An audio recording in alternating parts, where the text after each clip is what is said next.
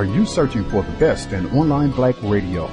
Then go to blacktalkradionetwork.com, helping you filter through the noise. Real talk, black talk.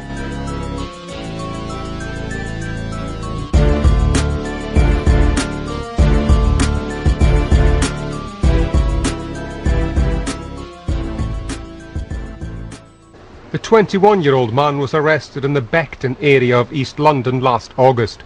He was taken into a police van and says an officer kneeled on him and tried to strangle him. Using his mobile phone, he then recorded highly offensive abuse, allegedly being made by police officers. Don't worry, bro. Why did you strangle me? What did I do to you for you to strangle me? Seconds later, an officer is heard using racist language. You'd always be yeah, that's your problem. Yeah? You tend to find racist comments. That's your problem. I'll always be that's what you said, yeah? You'll always have black skin colour, yeah?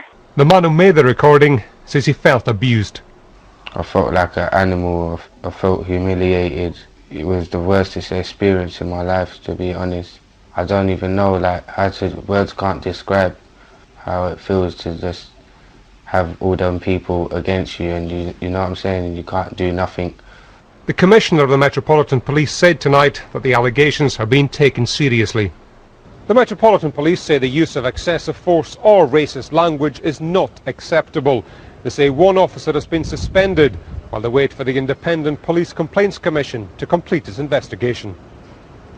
This serving officer is appalled at the allegations. People need to be held to account. They need to know they're under scrutiny, whether it's through close supervision, proper leadership, and being questioned on why they've dealt with people in that way. Having previously been labelled institutionally racist, the incident highlights once more the Met's troubled relationship with black people. Clearly there are individual officers who are behaving in this way. We should have zero tolerance against racism in the Met and in our police service. The Crown Prosecution Service has previously looked into this case and decided not to bring charges against any officer. Their new review will report back as soon as possible. Michael Buchanan, BBC News.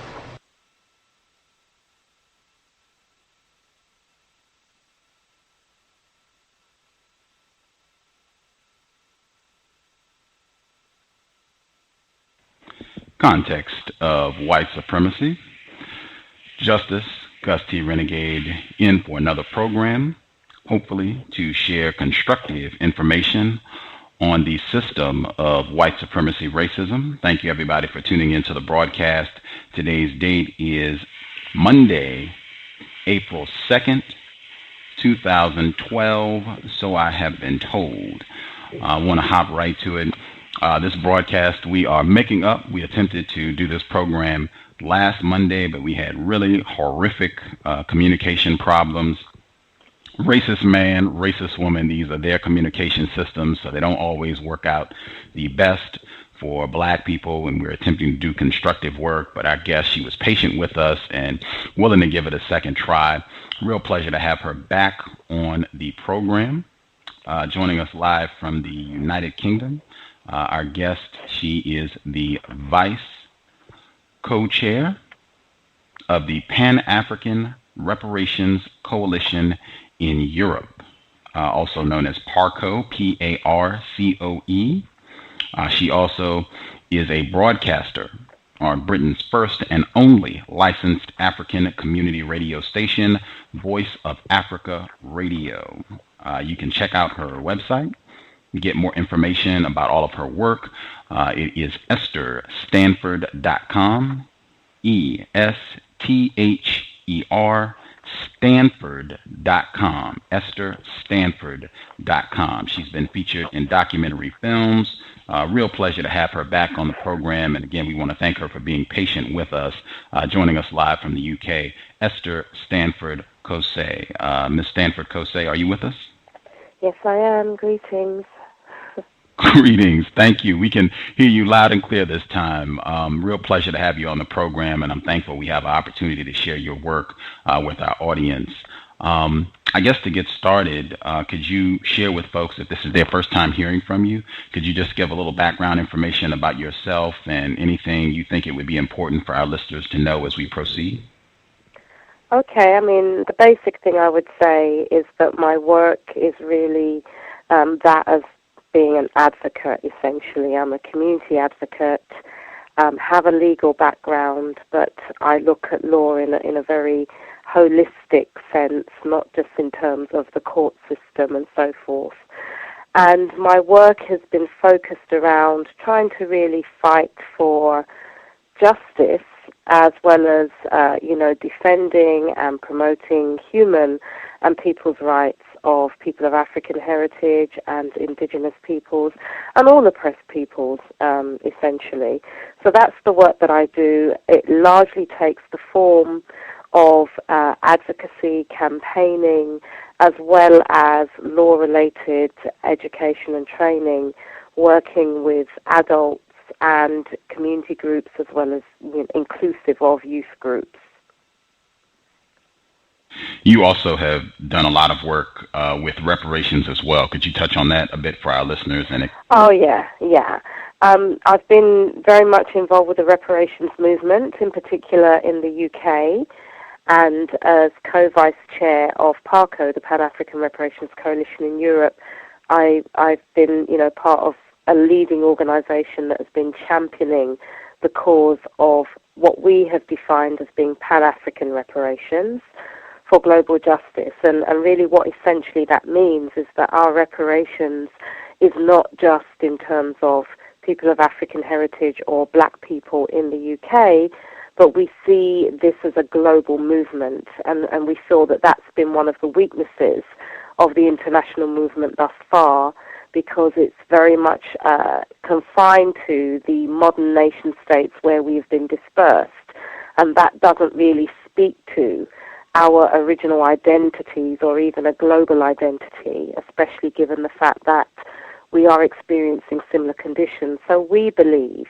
that part of the reparations must also be in repairing our self-identity and also how we advocate collectively as peoples of African heritage, as black peoples, as indigenous peoples in the international arena. So reparations has been very much my forte, what most people probably have come to know me for.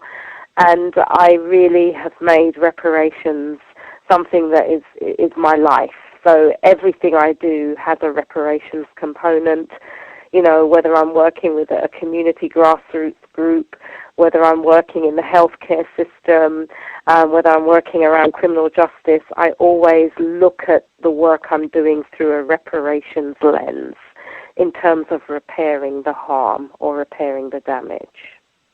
Mm. Just for folks who are listening in, I know when we spoke briefly last week, you touched on the fact that you're not just talking about black people getting a check when you say reparations. Oh, yeah, that's right. Essentially, I mean, the term reparations simply comes from, the verb reparare, meaning to repair. And so we in PARCO, the reparations coalition that I'm part of, take the definition of reparations that has been advanced by somebody called Professor Chimrezu, and he is a Nigerian scholar, activist, and public intellectual. And he talks about reparations being holistic repairs, repairs of every kind that we need to rebuild ourselves.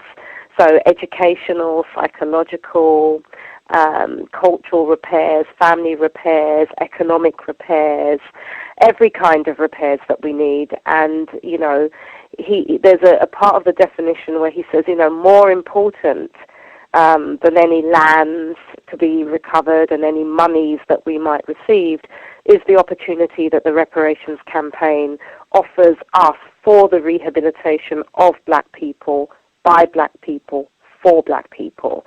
And essentially it starts with the rehabilitation of our minds. So that is a very holistic sense of reparations. And we recognize that reparations has an external component and an internal component.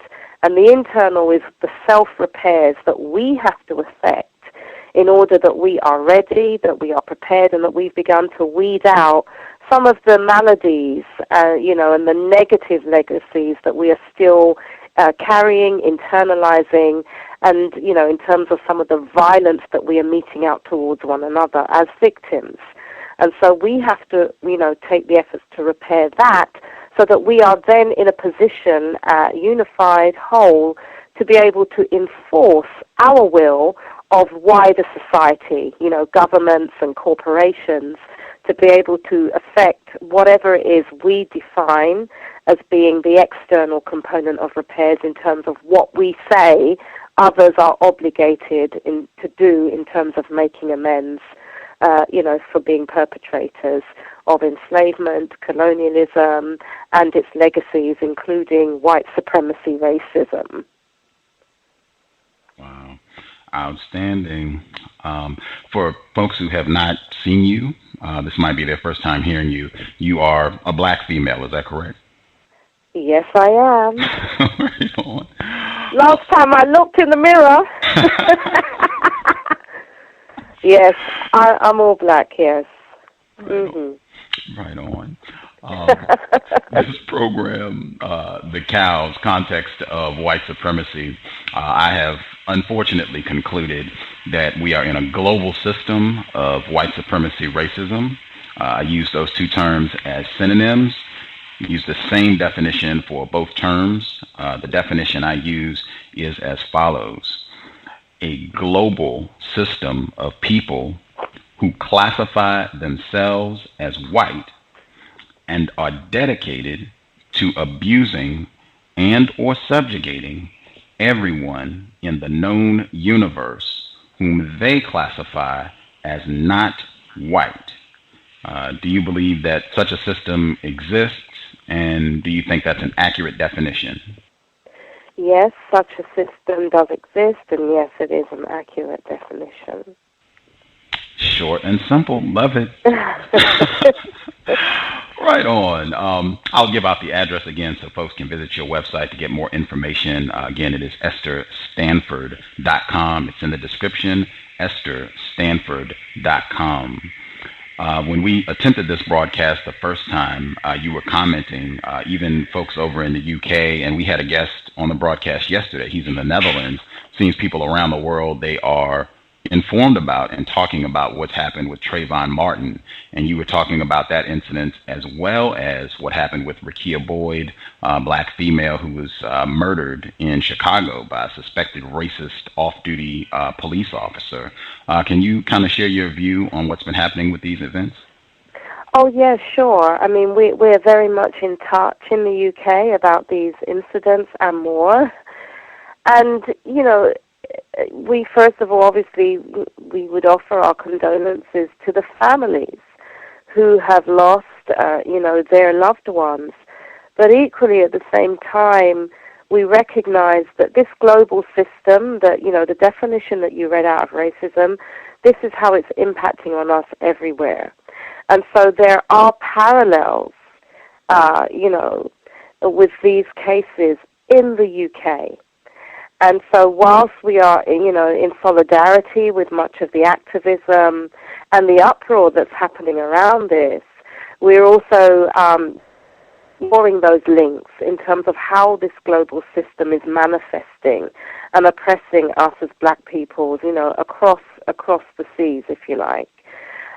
In the UK in particular, there was a protest, I believe, that was organized at the US Embassy on the 31st of March, in solidarity, with the Trayvon case. And, I'm not sure what the outcome of that march was, or if anything else, any further demands were placed. One of the things I would say is that, unfortunately, I wasn't able to be there because I was in another part of the country doing some other work with local groups around a similar issue. And what I would say is that in moving forward, I think we have to have greater dialogue amongst us as black peoples, in the UK as well as the United States, because it would seem as though, even though we are having similar experiences And we are also similarly concerned, and we are angry, and we can see how this system is affecting us, in both countries. We haven't been able to, if you like, coordinate and harmonize our actions so that we can hold, or seek to hold, our respective governments to account. And so I believe that is what must happen now. We need to have greater dialogue with the various movements and interest groups that are taking up these issues. And we need to be able to work out some common agendas around how we can support each other's causes, how we can show more effective solidarity, and how we can be effective, advocates, around the various interests that we define we want to get out of it, because otherwise it may be another missed opportunity. And I think we have to move from just responding and reacting to these killings, these assassinations, these executions. We have to just stop responding in a knee-jerk manner, and I think we have to be much more proactive and actually plan systematically what is it that we're going to achieve at the end of all of these campaigns, all of these uprisings and so forth. Very important. We kind of talked about that in email, and I know we were paying attention this past summer when Mark Duggan was executed over in your part of the world. Somali culture, also black male, executed last year. Even the recent trial with Stephen Lawrence. We just had Doreen Lawrence on the program. She's been here twice. What would that look like, a more systematic response as opposed to being reactionary? Well, for me it would mean, as I said, it would begin with us having more conversation amongst us. We would have to have a greater understanding of, collectively all of the, groups that are advocating and campaigning around this issue in the U.S. What is it collectively you are saying you want? What is this moment, supposed to achieve? What is it supposed to deliver? What are the demands that you yourselves as African people, black people in America, what is it you are making of the United States government? How is it you want this issue to be viewed internationally? Because it's not only about making demands of the government, it must also be about exposing the U.S. government internationally and exposing the lawlessness, the executive lawlessness of the United States government. And I believe our history tells us and shows us that the only times we made any kind of strategic advances was when we internationalized our struggle and when we started speaking, our reality to an international audience and thereby exposing the governments, that hold us captive and seek to then become the policemen and women of the world, and hold up this false notion of Western liberal democracy as being some ideal that somehow other countries around the world are supposed to follow. So that's how it would begin. Similarly, in the UK, there's various organizations that are, making noises, that are campaigning, that are trying to do our bit, and we have to have more of a united voice so that we can have effective dialogue with similar organizations and movements in the U.S. And we need to look at, okay, we have common realities.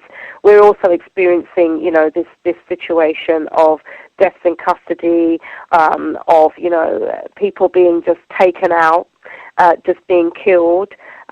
There hasn't quite been a case like of this, Trayvon case in the UK that I'm aware of recently, but there are other similar type cases, and I think we're going to have to be able to come up with a list of demands, a list of objectives, a list of goals that we want to achieve.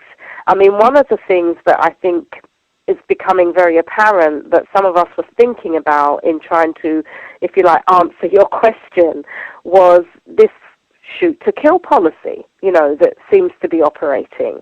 Whether it's police, whether it's so-called, members of the public, whether it's vigilante groups, somehow it seems people feel they can just shoot black people.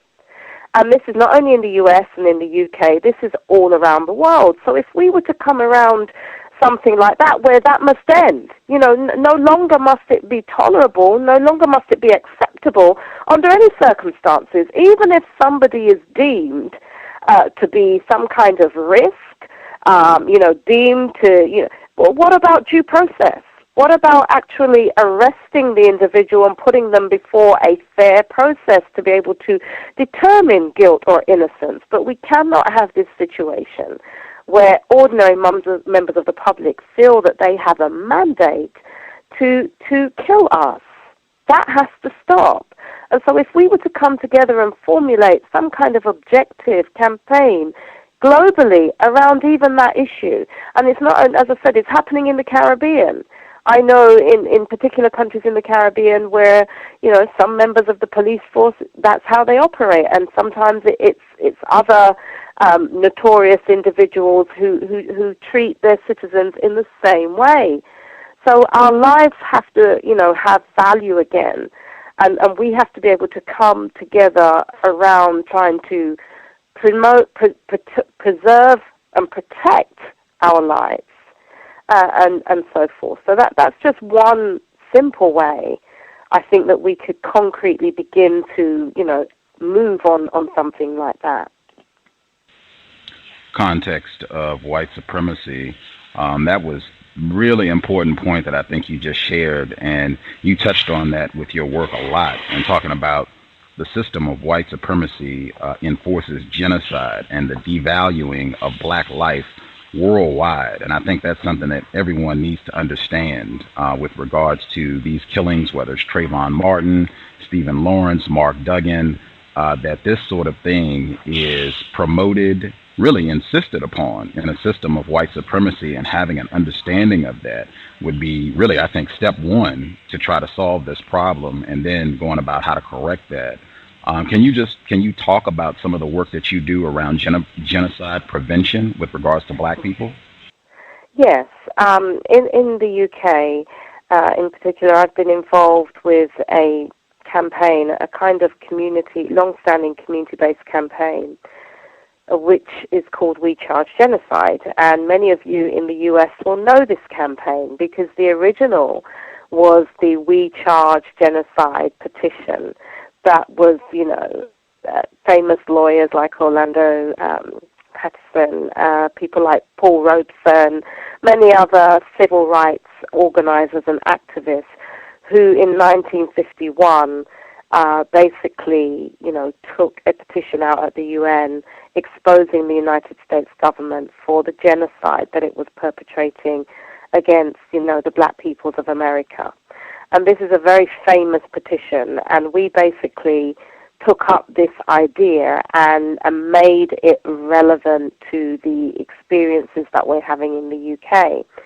And so rather than just campaigning against isolated incidents and racism here and then health deficits there, we put everything within a systematic kind of campaign as being genocide, because, you know, we take the definition of genocide from the 1948 Genocide Convention, which means any of the following acts committed with intent to destroy in whole or in part a national, ethnic, racial, or religious group, such as killing members of the group, causing serious bodily or mental harm to members of the group, deliberately inflicting on the group conditions of life calculated to bring about its physical destruction in whole or in part, imposing measures intended to prevent birth within the group, or forcibly transferring children of the group to another group. Now, just taking that definition, which, you know, is well established, we basically say that all the problems that we are experiencing actually fit under this umbrella of genocide. So, as I said, we basically took up this campaign, and we also submitted our own petition, which wasn't the whole of it, because the biggest part of the campaign was around, you know, raising what we call the legal literacy and the legal consciousness of ordinary members of the public to be able to see the issues that we are facing and the problems that we are facing, the challenges that we are facing within the context of genocide. and to be able to understand how that definition that I read out of genocide, which is from the Genocide Convention, actually applies to the conditions of life that we experience as black peoples in the UK. And so it's been around, public awareness campaigns, public legal education, we would call it. And these awareness campaigns are really designed so that we, the people, can have a better understanding of our situation, because according to how we define the problem will determine what solutions that we feel we need to effect. And so that was essential in moving our people beyond constantly pleading and begging and trying to knock the door of the system, expecting the system that is manned by people to be able to deliver justice for us. And in fact, we kind of put it within the typical frame of the plantation syndrome, where we're literally going to the slave master and expecting the slave master to treat us more gently, and please don't give us so much whips and lashes, and please don't brutalize us, and please don't cut off our hands and our feet and cut out our tongues, as opposed to challenging the very foundation of the plantation and the very system of misrule. And so that is a very important piece of work, to be able to raise the consciousness of our people so that we ourselves can begin to respond differently and act differently. And of course, if we're talking about genocide prevention, it means moving from what we call oppositional resistance, where we just want to resist the system. Something happens and we, have an uprising, a riot, and so forth, but we have no program, we have no platform for action, and we're not looking at how we build the alternative. So the genocide prevention has to entail, and the work that we've been involved in, is getting our people to take responsibility for being part of the alternative. And that means, moving from this is what we call dual power, where at the one hand, yes, we must challenge the injustice within the system, because that's where most of our people are. We don't just sit down and resign ourselves to it, but actually part of that, and a greater part, must be about how we can build the new.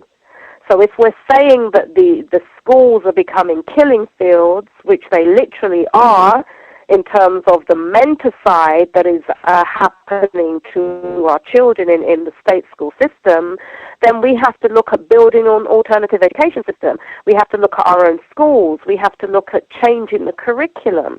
We have to look at, taking control of educating our young again, and not just educating them, but helping to create an alternative reality where we can actually live. So it does entail strengthening our own internal systems to be able to resist genocide. And that is essentially about building family and building community. It's about raising the standards of our community, where once again we can be united, or we can, seek to forge a unity in struggle. It means us repairing some of the relationships between our men and our women, so that instead of fighting each other and they're calling the police when we're having our domestics, that we have to, begin to have alternative systems of community accountability, where when brothers step out of line, they can be held to account.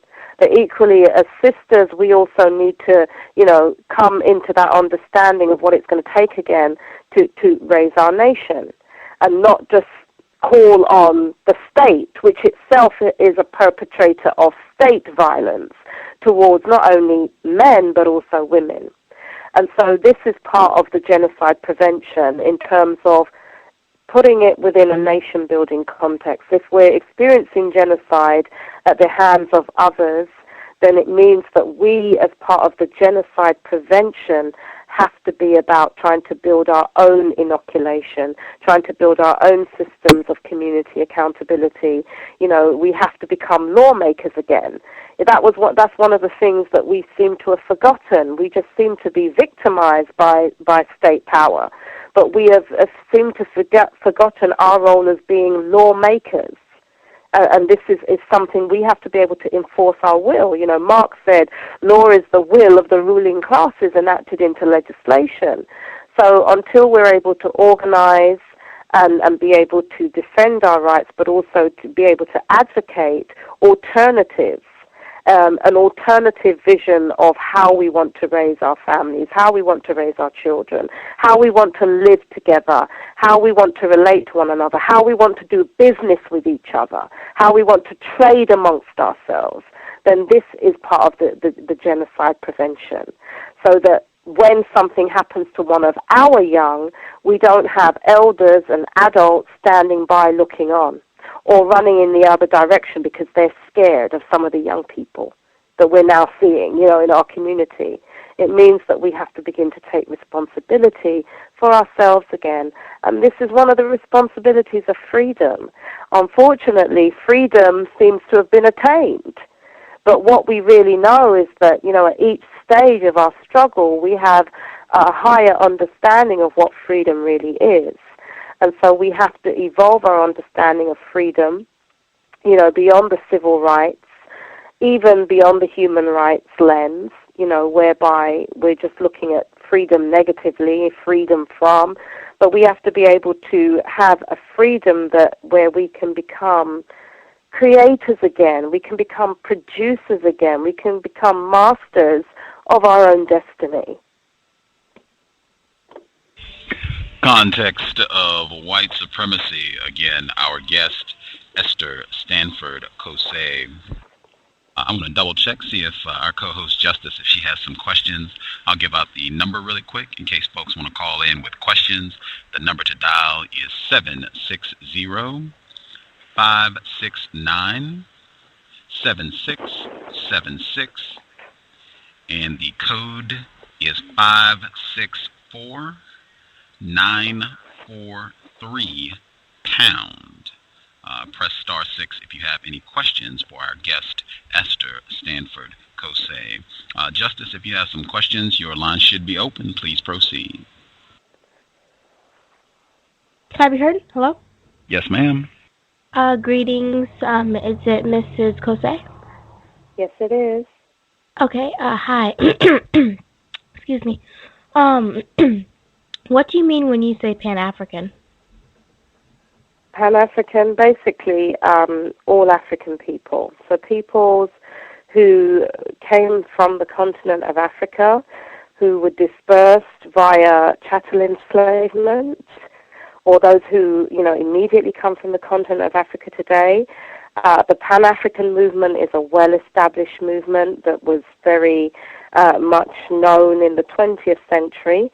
And there's been a history of what's called Pan-African organizing in the UK, because we had the first Pan-African Congress in the UK in 1900, which was organized by peoples who were born in the Caribbean, who would have been called, you know, Caribbean peoples, but recognized that their heritage came from Africa. And so it was really a movement to reunite all the peoples of so-called African heritage, African descent, into one global community, recognizing that we had similarities of experience, colonization, enslavement, racism, imperialism, etc.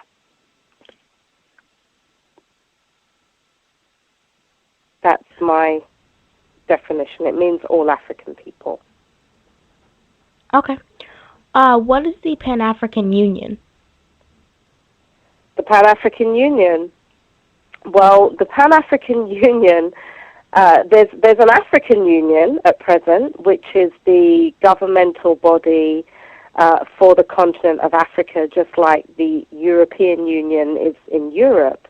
But the notion of a Pan-African Union is something that doesn't quite yet exist.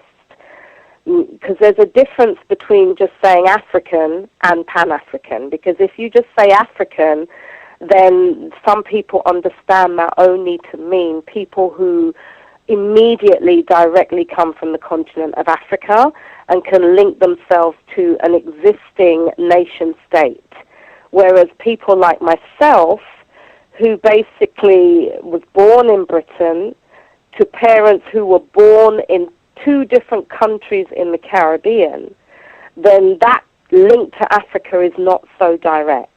And so for people like myself, the only way we could really connect to an African identity was about recognizing that we've had to forge a common identity on the basis of our common experience of dispersal, of struggle, and of also cultural unity, which many of us still carried through our lineages, you know, despite being displaced in the Caribbean, in the Americas, and in the British Isles and so forth. So the Pan-African Union is really a union of states and nationalities of the peoples of Africa, both on the continent and in the diaspora. And in a way, the things are moving in this way because there is a recognition of what's called the 6th region of Africa, the AU, the African Union Diaspora Initiative, which basically has divided up the continent of Africa into 5 regions and acknowledged that those of us who are scattered, you know, across the 4 corners of the earth also make up the diaspora. So that's peoples who will trace their or be able to identify an African lineage, whether they're born in the Americas, whether they're born in Australasia, whether they're born in Asia, Oceania, wherever we are in the world. You know, it's really kind of a journey of rediscovery and recreation, which takes on board our different identities, our different ethnicities, and the different cultures that we have evolved as a result of our global sojourn. What is the global Pan-African reparations? What is the global Pan-African reparations movement? Okay, the global whatever that word is. Yeah, the global. There's a notion of a reparations movement in the U.S. It's you have a reparations movement. There are many different organizations. You know, one of which a key one is C.O.W.S, the National Coalition of Blacks for Reparations in America. There's a Reparations Commission. There's loads of organizations, and it's normally defined as being the reparations movement or the Black reparations movement, and some people say African reparations movement. However, there are also reparations movements in literally every place in the world where you have black people, whether they self-define as being African or not. So the global African reparations movement is really all of those movements combined into a whole. Even though the movements themselves individually may not see themselves as part of a global movement, some of us who do have a global perspective on our condition understand that it can only make sense if we organize globally, rather than just see ourselves as being Black Americans or Africans in America, Africans in Britain or Black Britons, whatever it is people self-define as. We recognize that we are actually, we have a common history, we have a similar experience of oppression, a similar experience of, disrespect that is meted out towards us. We have a similar experience in terms of our lack of social and economic and political rights. And so, a global reparations movement recognizes all of that. And there are movements, say, in the different countries of the Caribbean. There are different movements in different countries in Africa. And, we have to begin to talk to each other and be able to harmonize some of our strategies and tactics so that we can be more effective in actually advocating for the kind of changes that we say need to happen as a part of repairing the damage that has been done to us.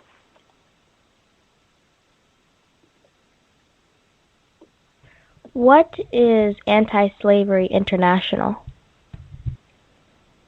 Okay, and Anti-Slavery International is a NGO that basically traces its root back to the British abolitionist movement in the 18th century. It's a white-led NGO that really has the aim and objective of campaigning for the eradication of slavery. What's called, in international terms, the term would be called contemporary forms of enslavement. And, you know, I am involved with that organization called Anti-Slavery International as a way of trying to build a better understanding of the issues that connect historical forms of enslavement with contemporary forms of enslavement. So you will have many NGOs today that campaign around contemporary forms of enslavement, but they don't necessarily recognize the historical enslavement that black peoples have faced in their advocacy strategies. And they do not recognize that were it not for the enslavement that we faced, many of the contemporary forms of enslavement today, the system wouldn't have been created for the contemporary forms of enslavement today. So part of the work that some of us do is take this historical understanding of reparations, of the continuing damage in terms of legacies or vestiges of chattel enslavement, which we argue has actually contributed to the manifestations of contemporary forms of enslavement today that does not just affect black people, affects people all over the world. How does Anti-Slavery International help to eradicate slavery and slavery-like practices? Well, the work that they do is vast. It's essentially through campaigning. It's through working with partners on the ground.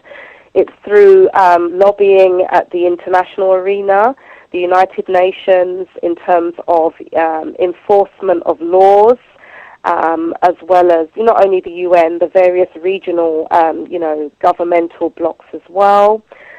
Work happens around exposing the role of corporations that are still using slave labor and, who are working around with slavery-like practices. They work to also expose what's called slavery-like practices in supply chains. So, for instance, many of the high street stores that we see in Western countries where people can buy some cheap goods, some of these stores, it's been found out that they have used slave labor in terms of producing some of these goods. So Anti-Slavery International works to expose some of these institutions and some of these practices and some of the countries and some of the products where this is happening.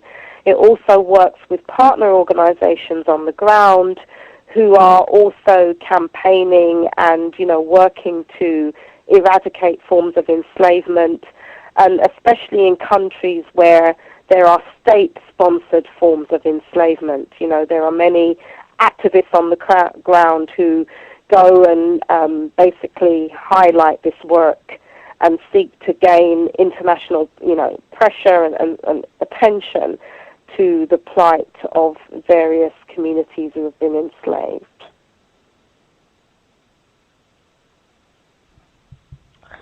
What is your radio program mostly about?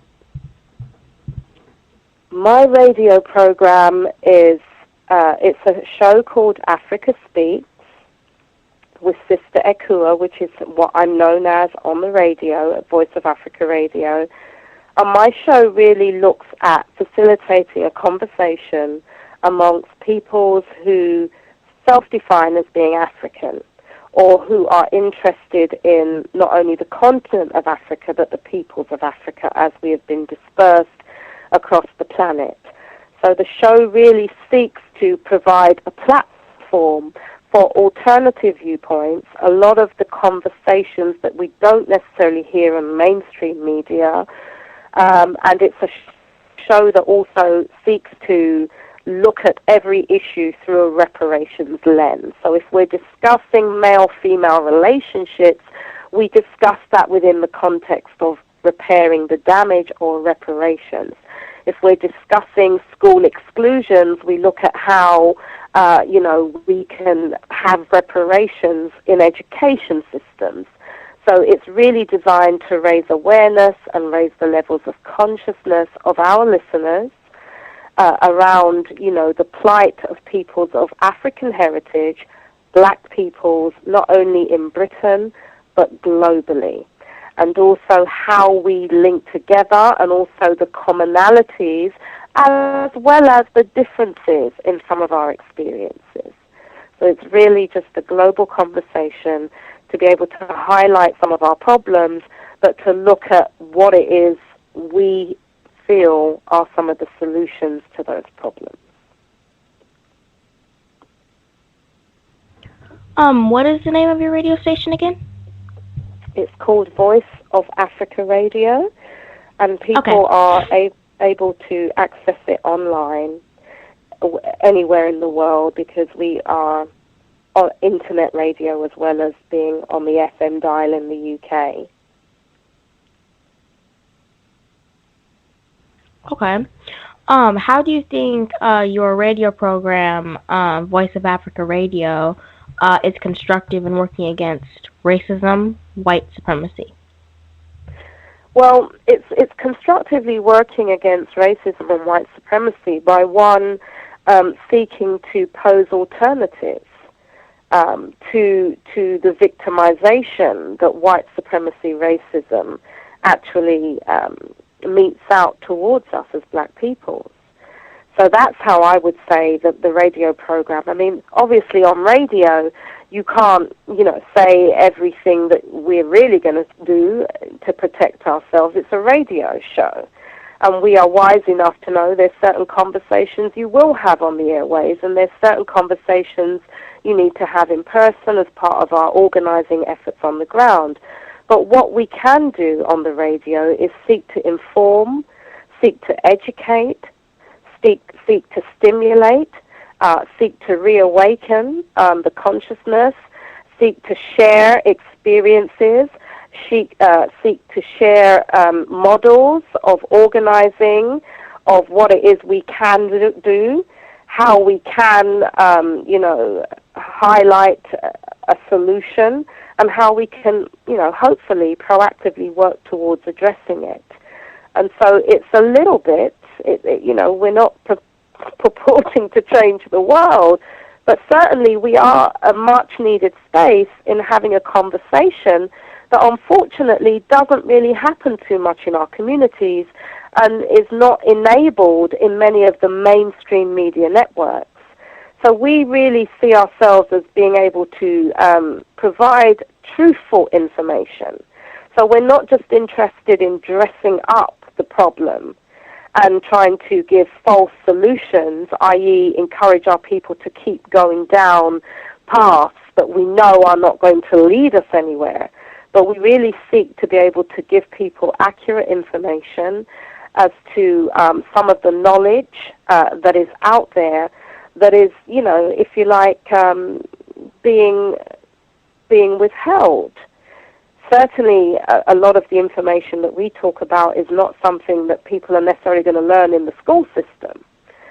So, we do our little bit to be able to, as I said, inform, educate, stimulate, and hopefully invigorate people into what we say is a conversational call to action. It's a conversational call to action.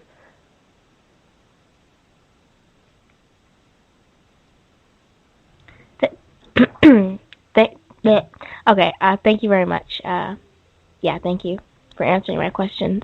Gus, go ahead. Okay. Context of white supremacy. I wanted you to share, because I think this directly relates to what we were talking about before with regards to genocide prevention, the work that you do as a birth companion. Can you talk about what that is? Yes. It's really a doula. which is, well, that's how it's commonly known. It's not a term I like. It's actually a Greek term that means woman servant. But it's really women who provide informational and emotional and practical support to pregnant women.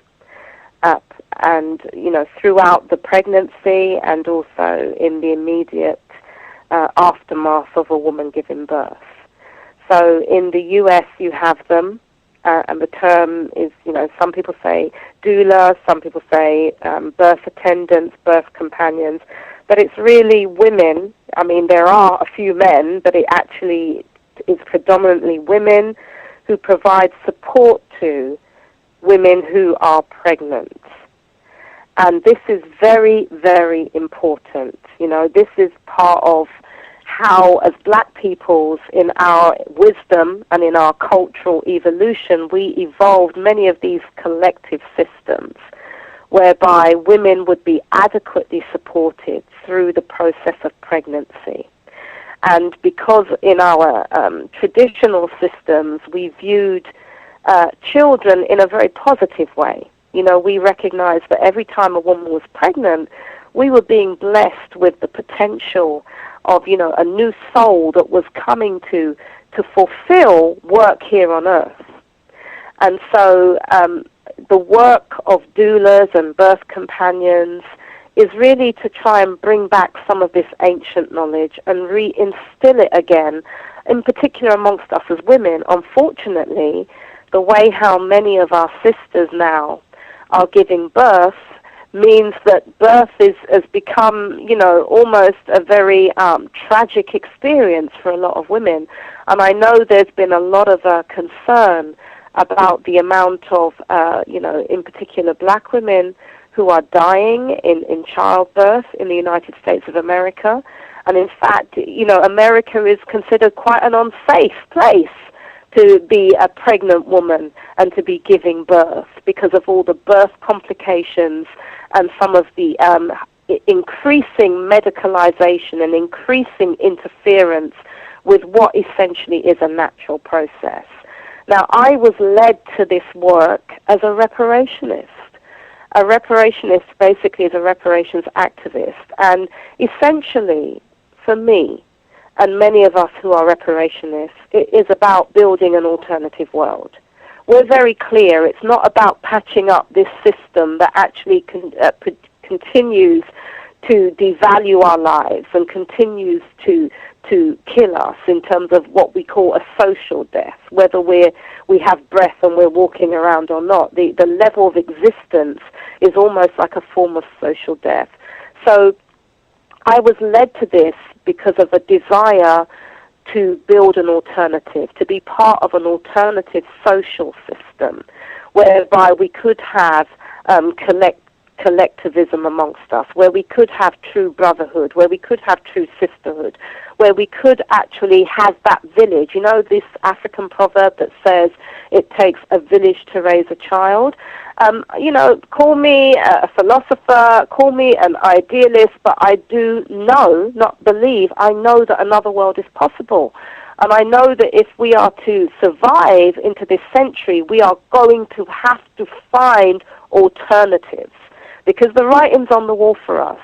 So it was that, you know, activism as a reparationist that made me think about, okay, we want to make changes, and yes, we can make changes with the here and now, and many of us that are already here, but one of the most effective ways for those who really understand the process of birth and what it takes to create a child, one of the most effective ways that we can create change in our society is by changing the way that women give birth, the way we support women, fathers, and families through the birthing and parenting process.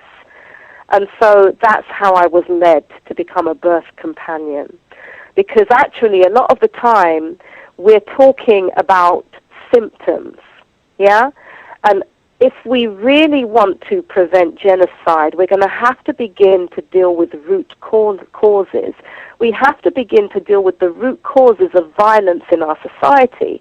And, you know, there's a notion of, well, it's not a notion, it's an evolving discipline that's called prenatal psychology that really recognizes that the child in the womb, that is the child's first university.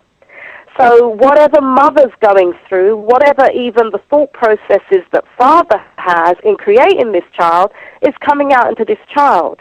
And we are creating in this way. We are creating under suboptimal conditions. And so there's a saying: you shall know the fruit by the tree by the fruit it bears. And so if we want to have different circumstances, we're going to have to begin to actually root out some of these internalizations of our victimization before children are born. And in fact, the wise ones, the elders amongst us, have taught us that parenting begins before conception. And this isn't just some spiritual, philosophical stuff.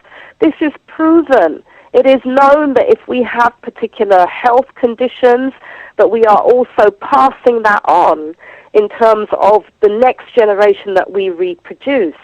So if we were to begin to reinstill value for, children before they're born, if we were to begin to support young men and young women more effectively so that they create children in love, if we were to begin to build, community support systems so that we could eradicate this single parenthood and, either mothers predominantly and fathers having to raise children without the effective levels of support, then maybe we could begin to actually prevent some of our children ended up getting into so-called crime, ending up becoming a statistic as part of the prison industrial complex.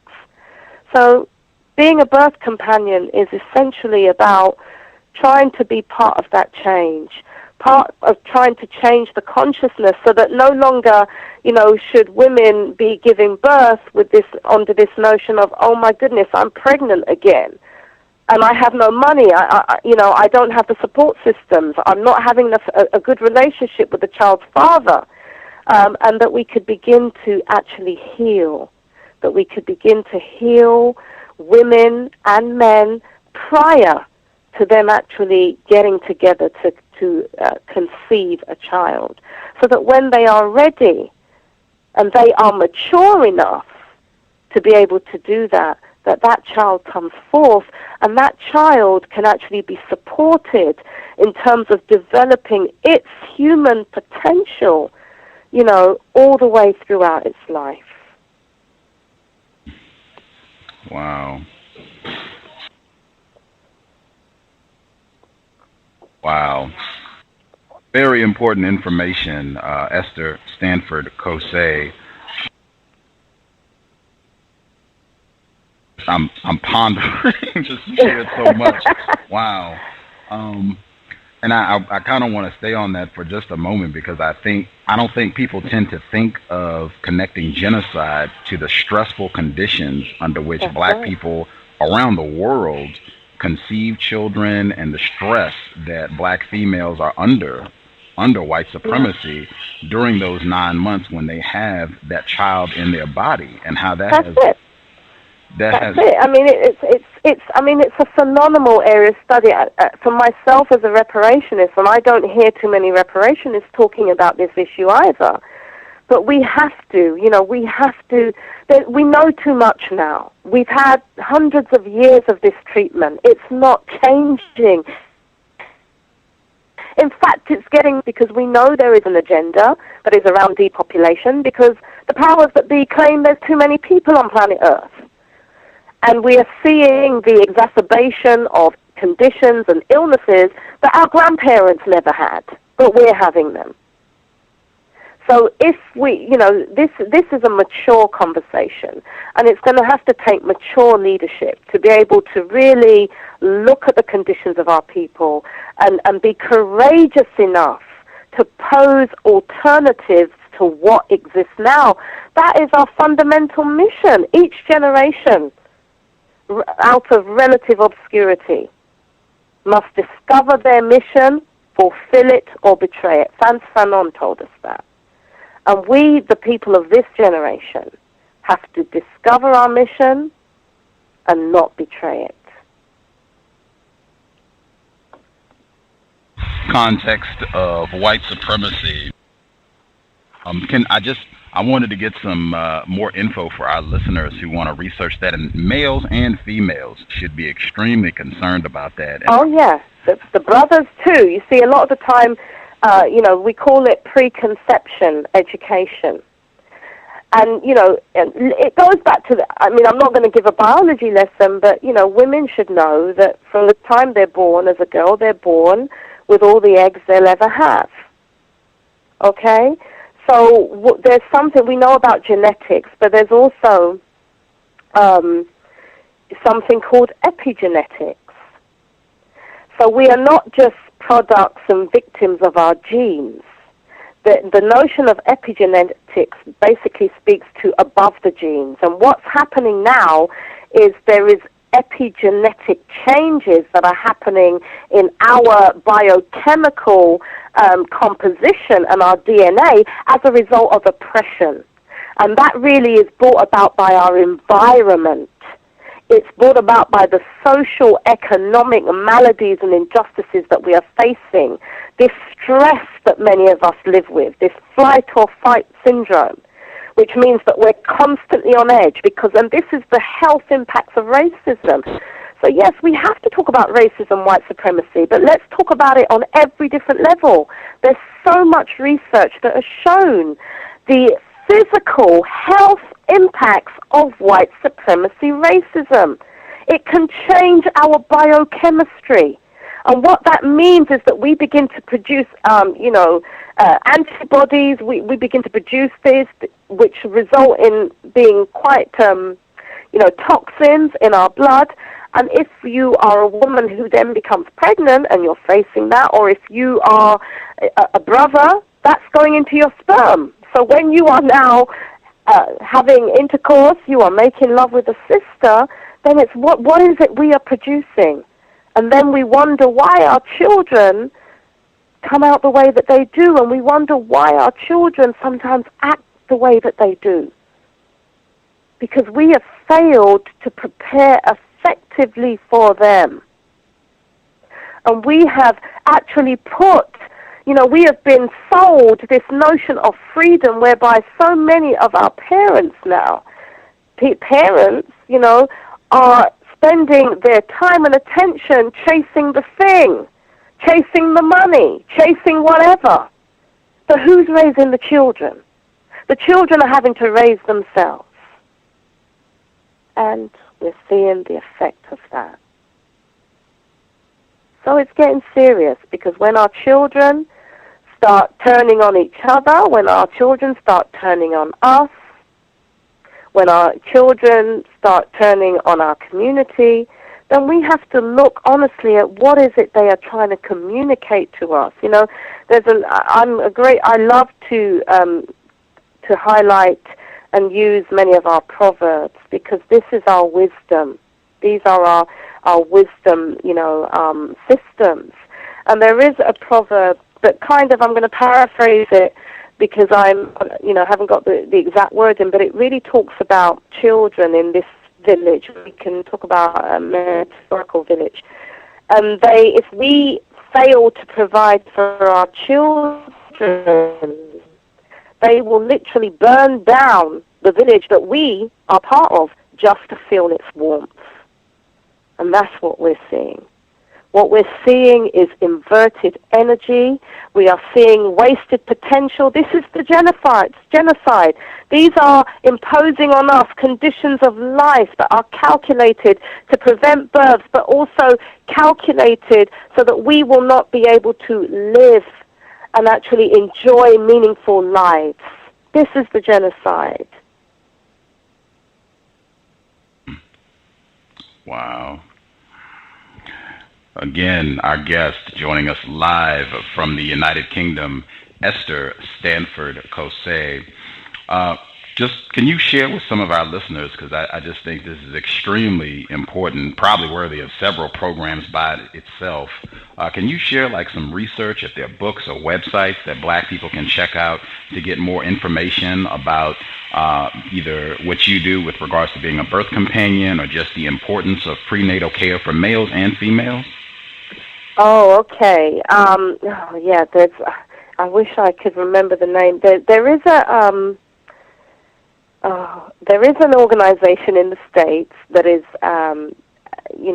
African American led, that looks at bringing together doulas and birth companions. I think I think the acronyms are ICTA or something like that. I probably can find out shortly to let you know. That would be a good starting place, because this information is quite well known in the U.S. and is quite advanced, and there are many, and in fact it's a fascinating history to really look at the history of midwives who, tended, because before women were having all these hospital births and all these, modern interventions, then women were giving birth at home and in our communities. And for those of us who are victims of white supremacy racism, let us just think, we might not have ever thought about it, but let's think about slavery, chattel slavery, and how women were giving birth, and how many of us were procreating. Let's look at the breeding that was going on, and let's look at how some of these legacies are still in our communities today, in how we approach laboring and childbirth, how, some of the brothers, have internalized this concept of who they are and what their role is in terms of reproduction. And so this also has to be part of this conversation about how do we heal? How do we heal from some of these legacies? So there's so much information. I mean, one book that I would highlight that is very, very good and talks about this notion called epigenetics is called The Biology of Belief. And it's by somebody called Bruce Lipton. The book is called The Biology of Belief, Unleashing the Power of Consciousness, Matter and Miracles. And there is a chapter in this book that speaks to, chapter 7 is Conscious Parenting. Parents as genetic engineers. Because literally that's what we are. We are genetic engineers. For those who are having children, those who are thinking about having children, those who already have children, we are genetic engineers of what it is we produce. And there's so much more to producing a child than just an egg and a sperm coming together. In particular, I think some of the information that brothers need to be aware of is their role, because traditionally this has been seen as being about, okay, the man deposits his sperm and then the woman works it and she nurtures this child in her womb, which is true. But fathers have a role that is so important, and actually we do need men to be taking their role as fathers and prospective fathers much more seriously, and to really study into their importance, throughout the child's life. And so much work has been done on that as well. In particular, I know there is some recognition of the impact of fatherlessness on young black boys. But a conversation that I feel is equally important and is not very much had in our communities is the impact of fatherlessness on black women and young girls. We mustn't forget this as part of our conversation. And one of the books that I would recommend any woman and men to read is a book called Whatever Happened to Daddy's Little Girl by somebody called Janetta Rose Barras. She's an African-American woman, and the subtitle is The Impact of Fatherlessness on Black Women. Sisters, I would encourage you to read this book. Any sisters out there, whether you were raised in a two-parent household or not, I think many of us sisters will identify some of the impacts of fatherlessness on us as women. Because if you think about it, your mother is a young boy and your father is a young girl. This is your first love relationship in terms of the opposite sex. So if we have dysfunctional family relationships, which the reality is many of us do, we know there's been a lot of abuse in our community. So then how does this then begin to color and affect the way we as women, as sisters, see some of our brothers? Equally, the way some of our brothers view some of our sisters. And if we do not correct some of these dysfunctional attitudes and experiences that many of us have had, then we begin to reproduce that in the next generation. So this healing from white supremacy racism, which I would say is reparations, it's just another way of saying it. Genocide prevention might be another way of saying it. This healing has to be holistic. It has to be on so many levels, not just the structural, not just the systemic, but let's start, in terms of where we're all at, our own spheres of influence. Let's start with how we relate to each other. Yeah, let's start with our own world, because we all have a world that we live in, that we inhabit. Let's start with our own space. Let's start trying to reclaim some of our own personal space and take responsibility for that which we can do according to our own gifts and our own talents that we have been created with and that we are here and destined to fulfill. Wow. Phenomenal information. I would do an applause if I had an audience. Wow. Just to follow up, I'm going to check to see if Justice has some questions, but just to make sure that information, incredibly important information, is not lost. The site that I think you were referencing, or the group, the International Center for Traditional Childbearing. That's right. That's it. It's ICTC. They do have a website. You can check them out. I'm going to be following up on that to see if we can get them on the program as soon as possible. Please do. Yeah. These are some warriors, because the work of bringing our children into the world is so important. We have to, and that's where the value has to start. Yeah. Let's just look at how we treat a pregnant woman. Because unfortunately, sorry to cut you, but I'm so passionate about this topic. When we discuss amongst, and we know that there's issue amongst so-called teen pregnancy, and it's known that a lot of our sisters, having children young and so forth, they tend to leave the men out of the conversation, but it does take two to produce a child. Now, if we look at that, a lot of the time our children are being conceived in fear. They are being conceived in fear, whether it's fear of what people are going to say, fear of rejection, fear of not having enough resources. So we're not actually producing children that are coming here with this sense of being welcomed in our communities. And then all throughout our lives, that gets replicated in the institutions. It gets replicated in the school system, where the teachers are afraid of our young black boys from 3 and 4 years old. And all throughout the life cycle, this continues. We have to repair it at the root. So let's pay more attention to how we value, how we treat those who are laboring or prospective mothers and fathers to be.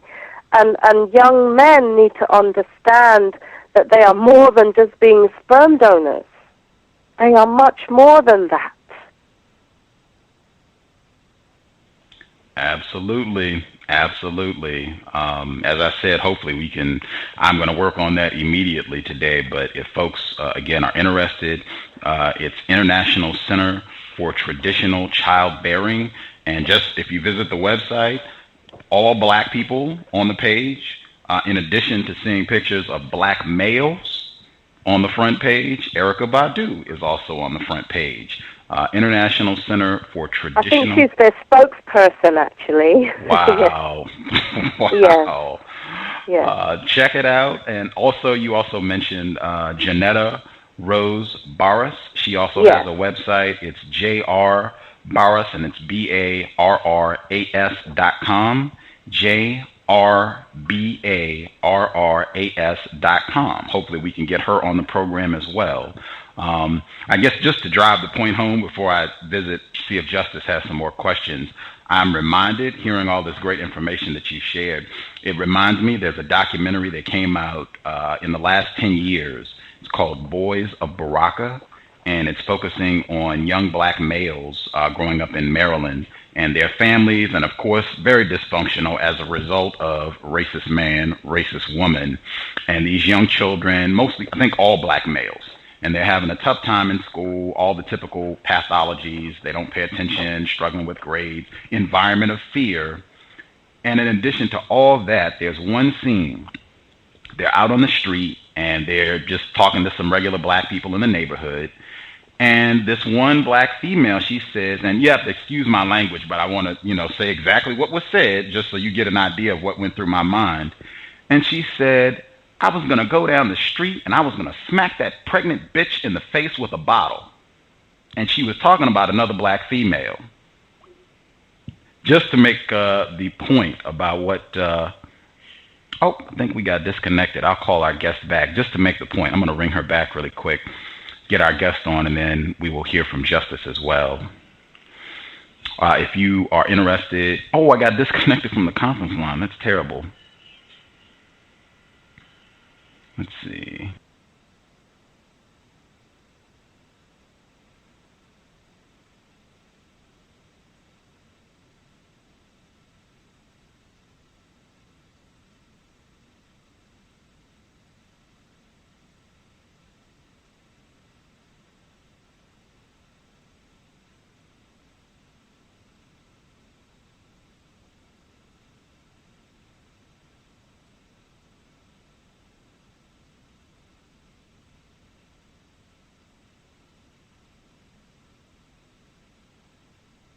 All right.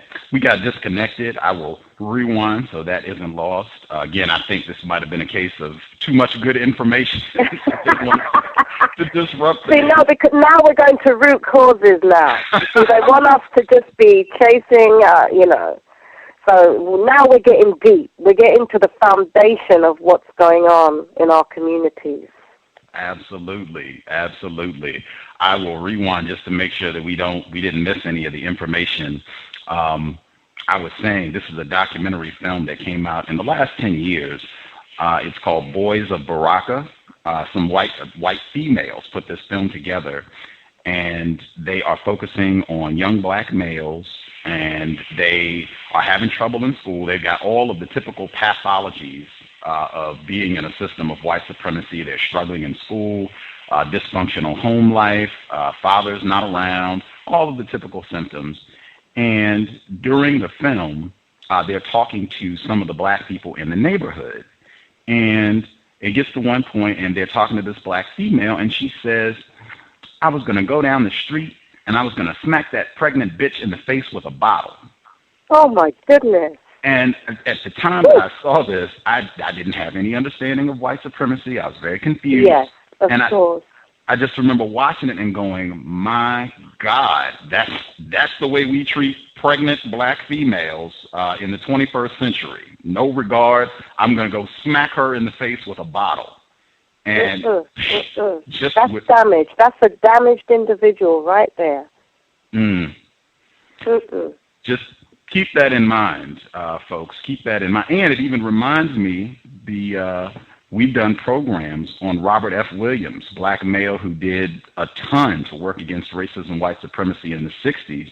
And a lot of his work, where he became really well-known, internationally well-known, started with a black female who was 8 months pregnant, and some racist white brute attempted to rape her in her own home. She was 8 months pregnant at the time. Just, to again emphasize, this is the way black people, black females who are pregnant, and the black children, males and females, this is the environment we're subjected to in the womb under racism, white supremacy. So that's right. And brother, just on that point, although it might be considered a slight diversion, but it isn't, we also have to look at the internalization now of that, because I am aware, And, that there are many of our sisters now who are getting into porn in terms of pregnant women doing porn, okay? Now, there's some serious implications of that now. So that is a big field. And, probably, I don't know if it was appropriate to mention it, but this is showing the level of the damage now, where many of our sisters are now doing this. And that should be a wake-up call. Because if they only knew and if they only understood what they were doing, and the kind of psychic displacement, because at the end of the day, we know what that industry is about and what it does, and if you have a pregnant woman now that is doing that, then that child is basically receiving all these different energies from all these different men. And that is a recipe for confusion, and I fear for some of these children that are going to be born today because they've had parents who have been unconscious of the harm that they are doing to them. Excellent point. Excellent point. As I said, phenomenal information, extremely important, and we're going to try to follow up on all of that and have these folks come on the program, Janetta Rose Barras, as well as if we can get specific representatives from the International Center for Traditional Childbearing. Before I get to see Justice, if she has some more questions, there was one other source, Bruce Lipton, and his book, is it The Biology of Belief? Yes, The Biology of Belief. Okay, got it. Very good on epigenetics. So it's phenomenal. There's a science, it's really ancient knowledge, but they call it the modern science of epigenetics. And this really shows us that we can, if you like, transform our genealogy. We don't have to be victims of the cards that life deals us. We can actually transform our condition genetically. Outstanding. I'm going to see if Justice has some questions. The number to dial is 760-569-7676, and the code is 564-943#. If you're on that line, it's *6. And Ms. Stanford Xosei, her website is EstherStanford.com. EstherStanford.com. Justice, if you have some questions, your line should be open.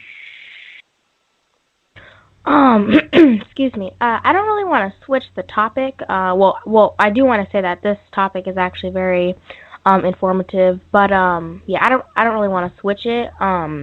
If you guys or the listeners have any questions on the topic that we're doing right now, do you think? Do you know that, Gus? Or? We're good. We still have enough time. We should proceed. Okay. Yeah. I heard you talking about the Trayvon Martin. I heard you talk about the Trayvon Martin incident. Do you? And I have a question on that. Do you think the person who murdered Trayvon Martin is a racist white supremacist? Yes. I mean, I think many people are. I mean, it's a system. So my understanding is that unless people are working to actually counter that system, and that has to be a daily work, then they will be, because they're born into it. They benefit from it. The so-called education system miseducates people into it. So yes, I mean, that goes without saying. He would be a product of the very system that we are talking about.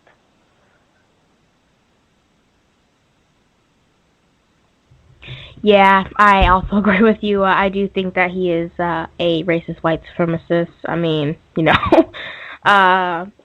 if a black person and let's talk about not just him, but let's talk about those who are complicit in his actions. Because he may have been the individual who pulled the trigger, But who is actually pulling the trigger on all of us now? Why is it he is not being brought to account for his crime? If a black person murdered another black person, do you think that black person should get killed? Personally, I don't. I have, in terms of the death penalty, it's not something that I support, to be quite honest with you. I do accept that there are horrendous crimes that we perpetrate against each other. But I also recognize that sometimes, and a lot of the time, the very victimizers are often victims themselves. And so, yes, that would be my short answer. But obviously, I know it's difficult for those families who may be on the receiving end of some of the actions of some of the very dysfunctional individuals we may have in our communities. But I personally feel that we need to find another way. And there is a huge movement in the U.S. that's called critical resistance that looks at alternatives to the prison industrial complex and really, talks about some of the foundational work that we need to do in our communities and in societies around proper rehabilitation. But before we even talk about rehabilitation, wouldn't it be better if we could create a society where people wouldn't feel compelled to commit crimes, even horrendous crimes? What about a white person? In terms of them being held to account for their actions? Or the death penalty? Yeah. My perspective on the death penalty stands. The reality is we have a system at present that is weighted against black peoples. I am also aware that when, there's white hate crimes perpetrated against us, I'm also aware that it's much more difficult for the system to hold them to account because it is the very system that has helped to produce these criminals. So in terms of recognizing that we have an insufficient system, then I would like to see more white perpetrators held to account. But I'm really talking, I believe in the notion of what's called restorative justice. I believe that those individual white supremacists also themselves have to hold their own leaders to account because, yes, there is an argument that people are born that way, but a lot of the time people are socialized that way. And what we know about epigenetics now, yes, I'm sure that people's racist, biochemistry can perhaps be transformed, and this, we see the effects of intergenerationally, but we have to look at the hateful ways in which many of these white people, so-called white people, Caucasians, are also socialized.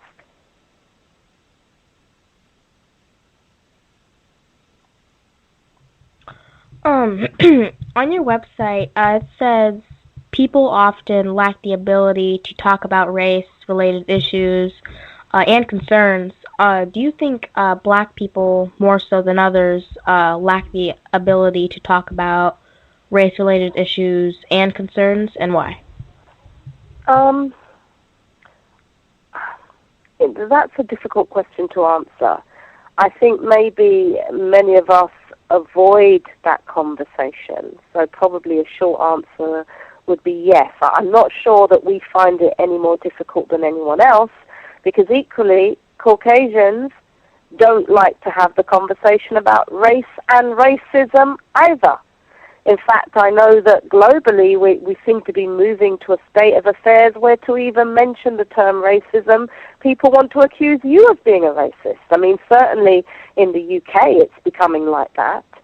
So, but the reasons for our people, going back to your question, I believe that part of the difficulty that we experience in talking about this issue is the trauma. Racism is actually very traumatic. And this is and I don't feel that we've allowed ourselves, or we've allowed or been allowed to be able to express that pain and that trauma, which is intergenerational, it's multi-generational, that, racism perpetrates and the impact it has on us. And if you can imagine, especially if you're a grown man, a grown woman, and you're experiencing this, how do you tell that to your children? How do you admit that to your children? And we've learned that to survive in a society like this, we have to, if you like, toughen up. We can't show them our pain. That's something that, in a way, has helped us survive. It's helped us survive, but it's come to the point now where we need to allow ourselves, we need to create that space where we can have that conversation, because when that happens, and I have done this as a dialogue consultant and facilitator, working around facilitating conversations amongst black people about race and racism, but also interracial conversations. I've been very much involved with interracial conversations. And I can say it's quite painful, because when I facilitated black-only groups, you'll have adults, grown people, elders, who'll be reduced to tears. I mean, like crying like a baby because they have recounted an experience that they had, not only as an adult, but as a child, that deeply scarred them. Deeply scarred them. And I think we have to, bring on board and recognize much more the works of our psychologists and some of those who have been working in the mental health field, who are dealing with some of the psychological and emotional impacts of white supremacy, racism as it's affecting on us.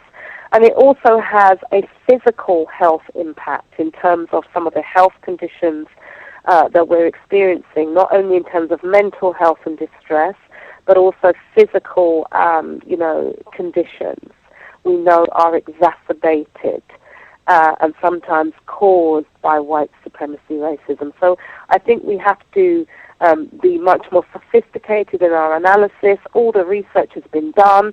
What we need to do is find ways to bring some of the knowledge that has been created by many of the experts in our communities who have looked at this issue of white supremacy racism from another angle. There's an economic cost to white supremacy racism. There's figures that have been done on the cost in terms of the healthcare system, the cost in terms of lost opportunities, through worklessness and underemployment and the daily slights and insults. And in fact, one of the key pieces of work that has been done in the U.S. is around recognition of the concept of microaggressions, because that's what a lot of the slights, we've been talking and very much been fixated on these very obvious and extreme cases of shootings and killings of our people, but most people probably don't experience that as their first-hand introduction to racism. A lot of the racism that our people face is what's called the subtle racism, or the aversive racism, I think is a term you use in the States. And this term microaggressions really speaks to that.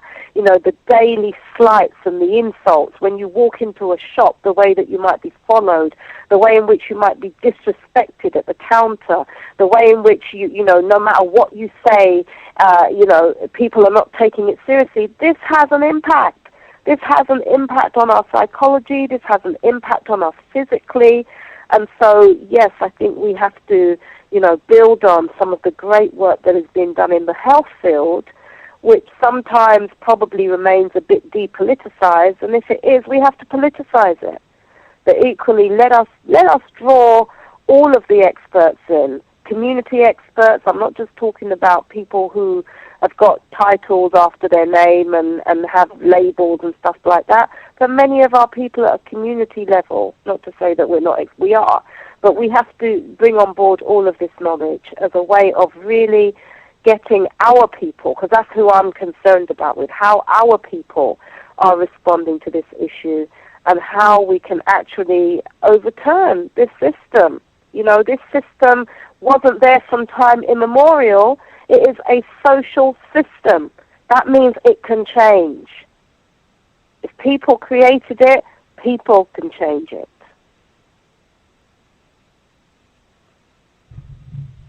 Why are you interested in the science and philosophy of law? Because at 8 years old, I wanted to be a lawyer. And I grew up in South London, in an area where I was in fact, in my school, until I was about 10 years old, I was the only black child. So I was very aware of white supremacy racism. As much as my parents tried to shelter me from it, I grew up being told by my mother, who was born in the Caribbean, you have to work 10 times harder. And to me as a child, that just didn't make sense, because I couldn't understand how I'm meant to be equal to my white counterparts, but yet my mother, in her wisdom, I guess, or as part of what she felt would protect me, was telling me I had to do everything different. I had to work harder. And so to me as a child, I figured I want to change this world. And I had that consciousness. I had a strong social consciousness. It wasn't a black consciousness at 8 years old, but it became black consciousness at about age 10 or 11, because when I was that age, Nelson Mandela was still imprisoned in South Africa, and I was very aware of the anti-apartheid movement. And I began to think about I wanted to be in the anti-apartheid movement. And then I was also becoming influenced by many of the TV programs that my parents would allow me to watch. And we used to have a program called Crown Court, which was about barristers and, court cases.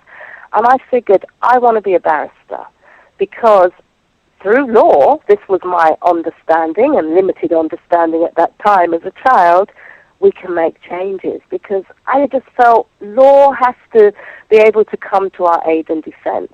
So at age 11, I decided I wanted to be a lawyer, and I wanted to be, in the UK, we have two systems. You have solicitors and we have barristers, and barristers are specialist advocates. They are the ones that wear the traditional wig and the gown. And I wanted to be a barrister, because to me that was the more, higher class of lawyer. I probably shouldn't say that now. And so everything I did through my education was designed with that in mind. I went, did my A-levels, I did my law degree, and then I went to train to be a barrister.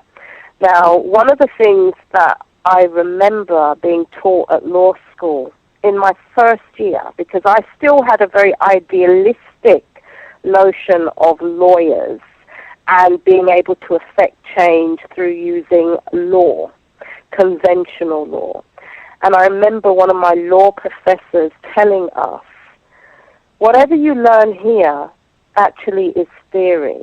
This doesn't work in the real world. And that really, that was a wake-up call. It was a wake-up call, because I went to a law school that's called a critical law school, which is really as a law school that encourages the students to look at law in a socio-economic and political context. So we recognize that law is about power. It's about who has the power to be able to shape the rules of society, who has the economic power, who has the political power, and unfortunately a lot of the time our people don't have that, or we haven't been able to harness the power that we do have. And so that is how I became interested in jurisprudence, because when I got into formal legal training, I realized that it was woefully deficient. And part of what it was doing was about training us to uphold the norms and the status quo of the legal hierarchy and establishment. And I knew that that would never work for oppressed peoples. And as I became more interested and more aware of my history as a black woman and the history of the abolitionist movement, the history of the anti-colonial movement, the history of the civil rights movement, and the at that time emerging human rights movement, I realized that oppressed peoples have always been able to use law as a tool of their resistance. And so that then took me to jurisprudence, because jurisprudence is the science and the philosophy of law. So if we're talking about equality or equity, we have to define what that means. If we're talking about justice, we have to be able to define what type of justice is that we are seeking to realize. And so the jurisprudence really goes to the root moral philosophy, if you like, and underpinnings of modern legal systems.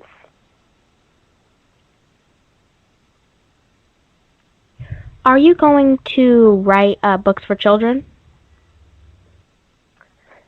Yes. If I understand are you asking me if I am going to or in the process of? I'm sorry, can you repeat that again? If you can repeat your question, I'm sorry. Okay. I was just curious, are you going to write books for children? Yes, I am, because, and in fact, what led me to wanting to, I intend to, and I have started, one of the reasons why I wanted to write a book on racism, actually, and positive black racial identity was because in my family, I have children, in particular nieces and nephews, who are, I have black nieces and nephews, but I also have nieces and nephews that would be classified as being mixed heritage. And what I discovered when I was, working and supporting these children was some of the conversations that I overheard the younger ones in my family having about color. And I began to be very disturbed when one of my beautiful, if you see her, beautiful nieces, at age 4, came home and told me that she didn't like her blackness. She didn't like her skin color. And in fact, she was wondering why it is she didn't have a whiter skin color. Now, I'm out there as a community activist, and I'm there on the platforms internationally and nationally and up and down the country talking about these issues and trying to organize and work. And within my own family, I discovered this. And I said, no, this cannot work. I have to start doing the repairs, the self-repairs in my own family. And so it was that experience, very personal experience, that was also very painful for me. Because as much as, we're trying to do the work, the reality is this thing is deep. And I can't be around some of the children that are in my care 24/7. And that is what led me to say I want to, and also not only that the parents coming to me and saying, I want to know how can I support a positive black racial identity for my child, including the children who are of mixed heritage, who were coming home and telling me some very weird things about black people because that's what they were learning in the school. So I'm saying despite having black parents, they were still coming home with some very, very internalized racist comments. And that needed to be rooted out, first and foremost, within my own family.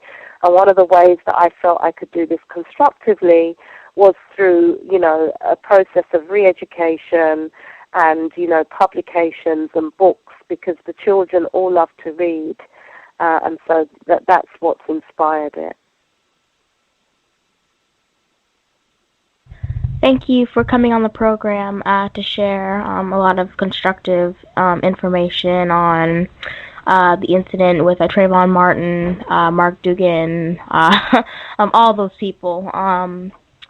I really enjoyed the conversation and hope to have you back on. Oh, thank you so much for inviting me. It's been a pleasure. Gus, go ahead. All righty. We have some folks that did call in. I'm going to hit the phone lines. If you have questions, do not wait until the last minute. Get your hand up now. I will get the I will get the phone line numbers 760-569-7676, and the code is 564943 pound. *6 if you dial that line and you have questions. Person who dialed in, Scientist 55, your line should be open. Please go ahead. Hey, how you doing, Gus? How you doing, Justice? How you doing, Esther? I'm good, thank you.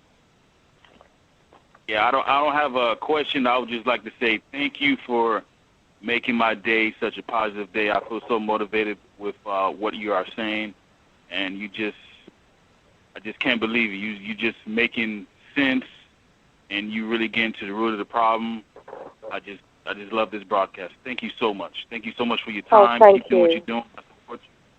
Thank you. Thank you. Thank you.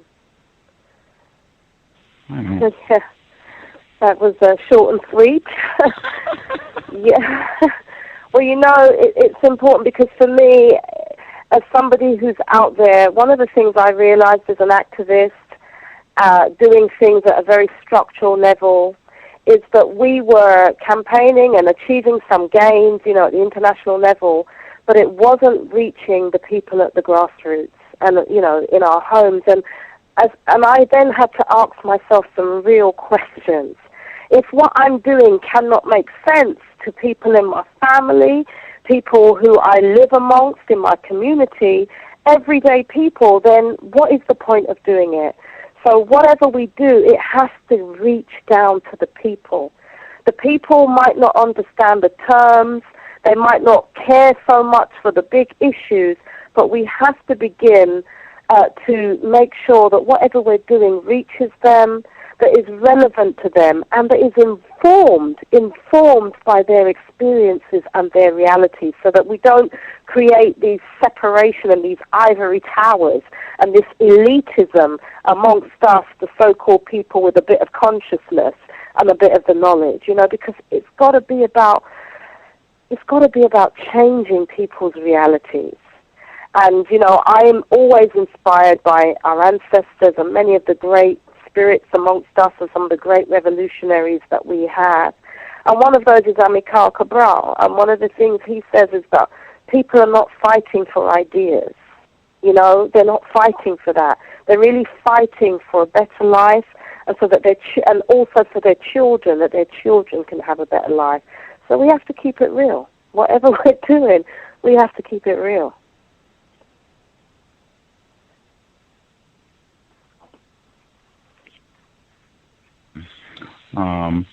Thank you for Scientist 55. Thank you for dialing in. Appreciate the kind words. I, too, have thoroughly enjoyed the broadcast.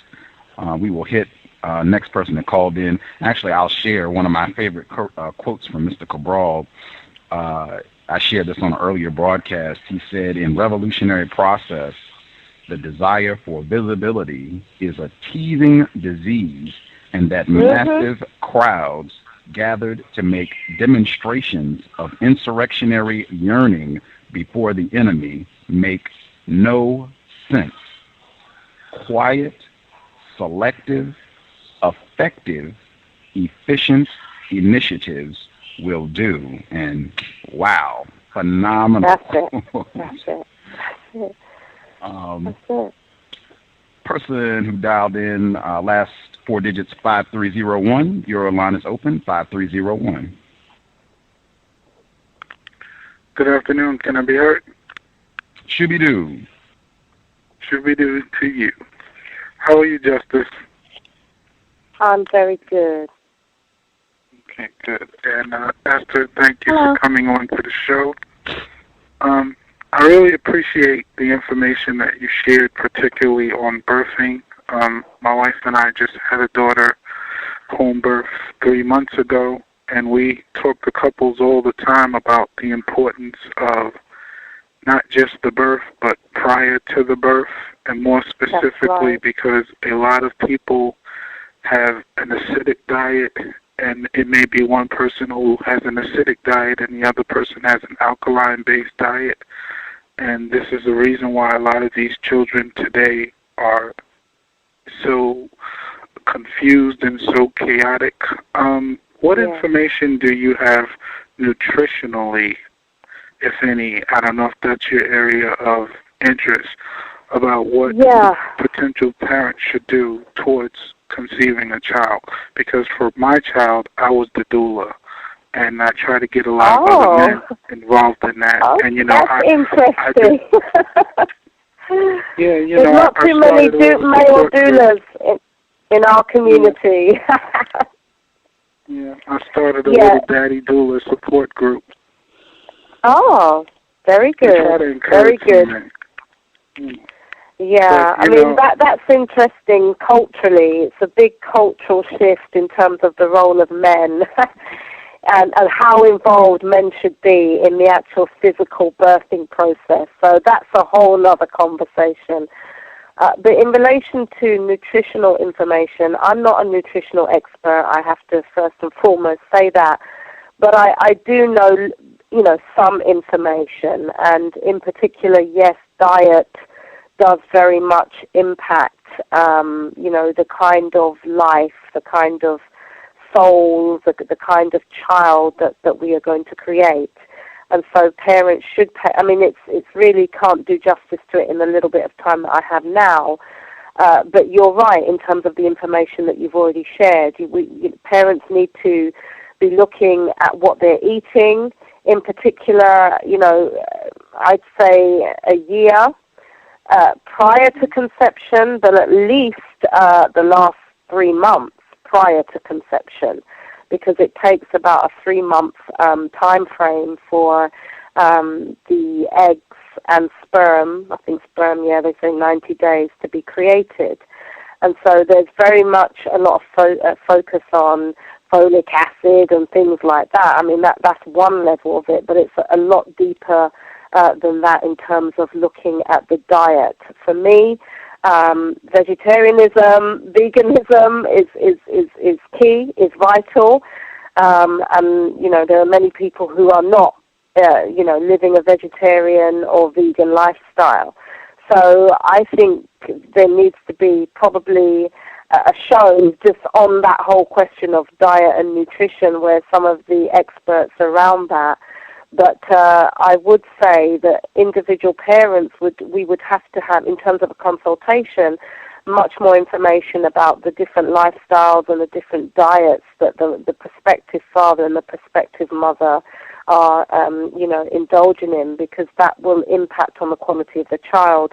There's also lots of research that links many of the defects that we're seeing, so-called birth defects, today, which is a particular way of looking at it in terms of some of the children that we produce. Then there is a lot of information about diet and birth defects. So it's a whole science by itself, but equally, as somebody who is very involved in the disability movement, the disability rights movement, and who has a sibling who has disabilities, I also recognize that the children who are so-called, have disabilities or special needs also have a role and a very special, place in our society. So I think we also have to look differently at people who are so-called disabled. They are just differently abled, and in fact, spiritually, have different gifts that they have also come to share with us and to teach us. So I very much start from that holistic understanding that everybody has value, every child that we create, even those children that have been born out of concrete and ruin, that every one of them actually is special and that has potential and has a purpose.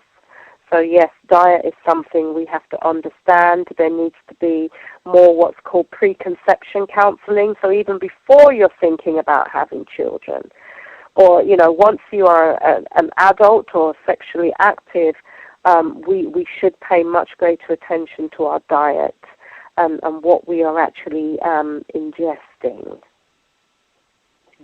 Well, thank you. Thank you.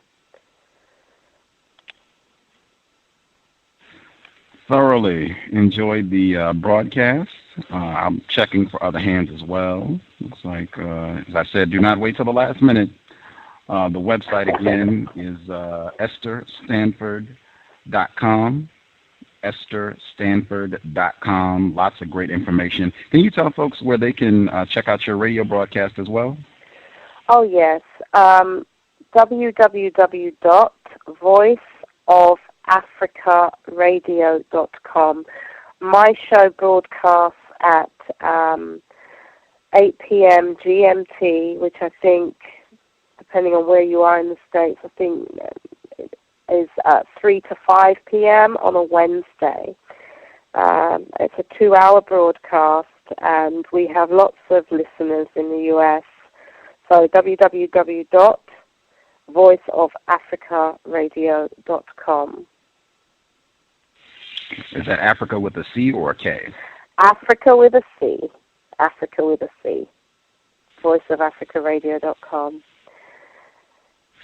Facilitating a global conversation amongst our peoples, however they self-define, but we're essentially talking about black peoples, and really trying to look at our common experiences, but also the differences in our experiences in these various countries that we reside in or that we have come to call home.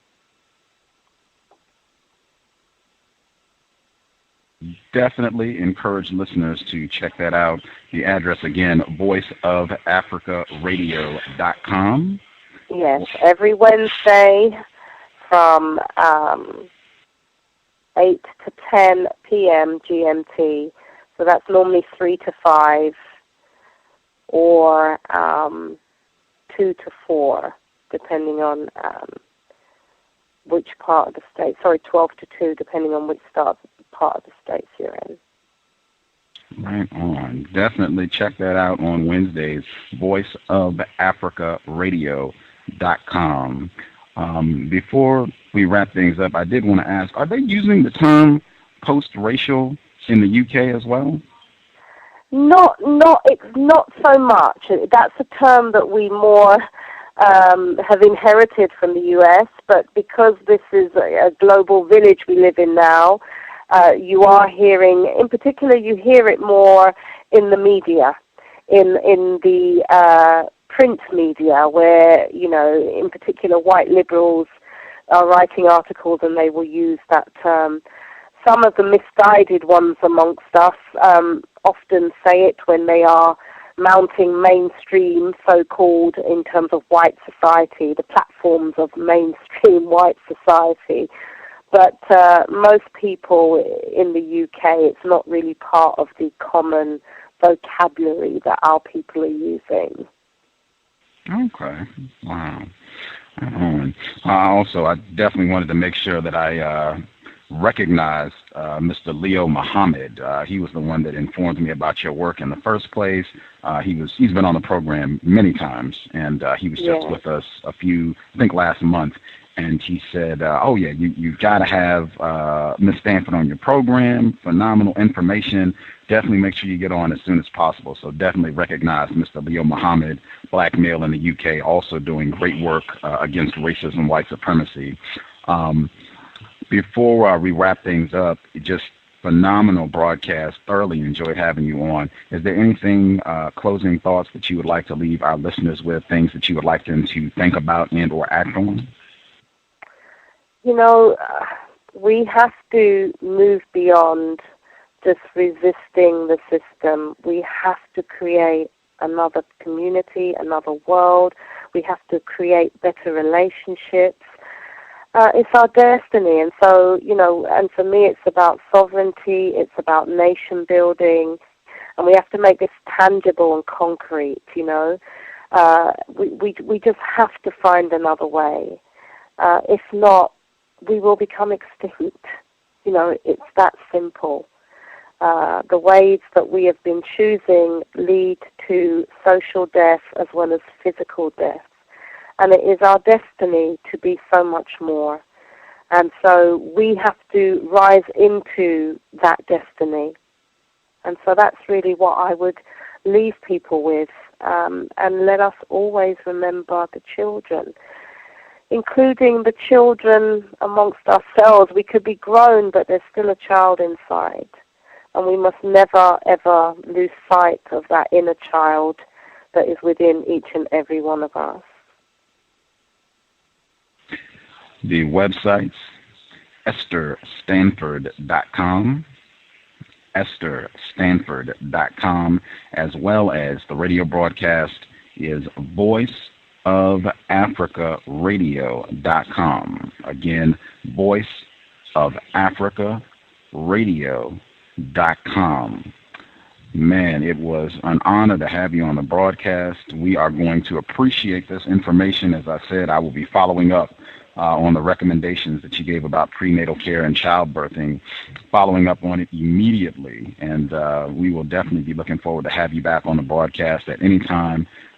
Thank you so much for sharing some of your Monday evening with us. Thank you so much for inviting me. Absolutely. Take excellent care. Please continue your vital work, and we will talk to you soon. Thank you. Take care, and to all of the listeners, too. Until we speak again. Bye-bye. Good evening. Bye. Bye-bye. Context of white supremacy. Again, thanks to Mr. Leo Muhammad for recommending Ms. Stanford Xosei. Great information, and if folks want to follow up the websites, some of the information that she mentioned, one of them, the International Center for Traditional Childbearing, it is icttcmidwives.org. icttcmidwives.org. And also for Janetta Rose Barras, non-white black female, her website is jrbarras, and it's BARRAS.com. jrbarras.com. She has work on the adverse effects on black females who grow up without having that black male attempted father in the household. Excellent work. Hopefully we can follow up and get both Ms. Barras as well as representatives from the International Center for Traditional Childbearing on the broadcast. I will close out. We will do the prayer, and we'll get an audio clip. I did want to share a news report. This came up during the broadcast. Someone posted it on my Facebook page.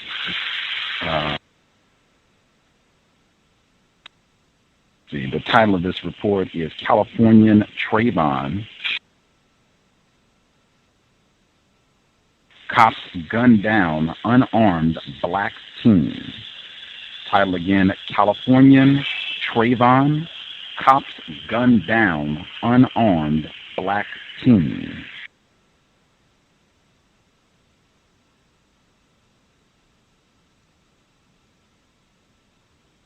It's on RT.com. RT.com, I'm sure it's on several other websites. It reads, a second shooting of an unarmed African-American youth by U.S. police is fueling suspicion of institutionalized white supremacy in the force, they mean enforcement officers, and threatening social unrest across American suburbs. A 911 call claiming an armed robbery had taken place sent Pasadena police in chase of an armed suspect. They followed two young males without deploying their police sirens. Two officers eventually opened fire.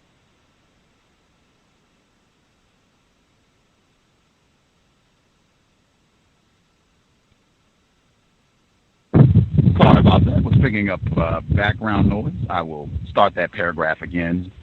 A 911 call claiming an armed robbery had taken place sent Pasadena police in chase of armed suspects. They followed two young males without deploying their police sirens. Two officers eventually opened fire on the youth, killing Kendrick McDade, a 19-year-old Citrus College student who cops claim had moved his hand towards his waistband.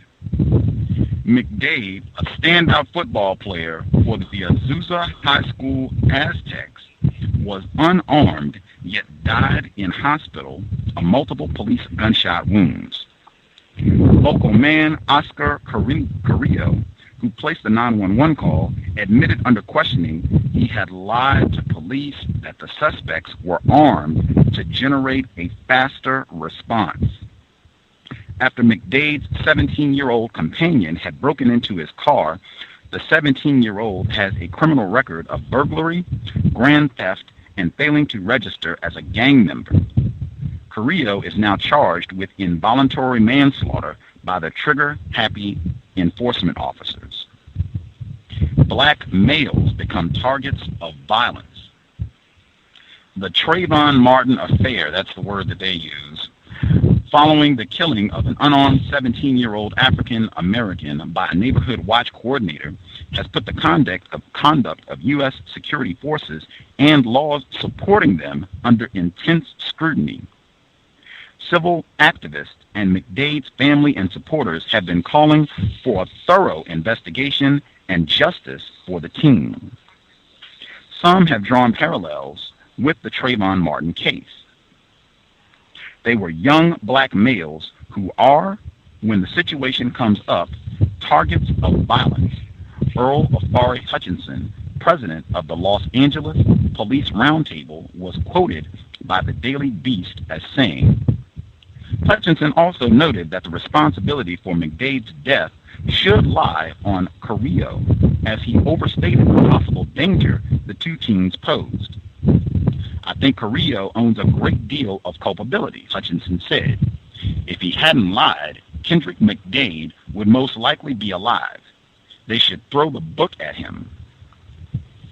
Others also blame the police officers who did not give warning shots or flash lights at McDade. There's just no way I can fathom the police not telling him to stop, halt, you're under arrest, said Michael B. Gordon, leader of the Pasadena Community Coalition. Neighborhood activist William Greer said the community was ready to go up in smoke because of the actions of the police officers. The police department's job is to serve and protect, he noted. They can't just go around shooting people. It is the wild, wild west here in North Pasadena. Top officials and activists don't jump to conclusions. Top Pasadena officials and some civil rights group activists have called on the public not to jump to conclusions and to let the investigation take its course. I ask everyone to be patient as we go out and get the facts, said Pasadena Council member Victor Gordo. He was seconded by Mayor Bill Bogard, who also asked the public not to jump to conclusions. Insisting on justice is different than doing a rush to judgment, said Los Angeles civil rights activist Connie Rice. You don't want a rush to judgment. You want the facts collected first. Let justice speak.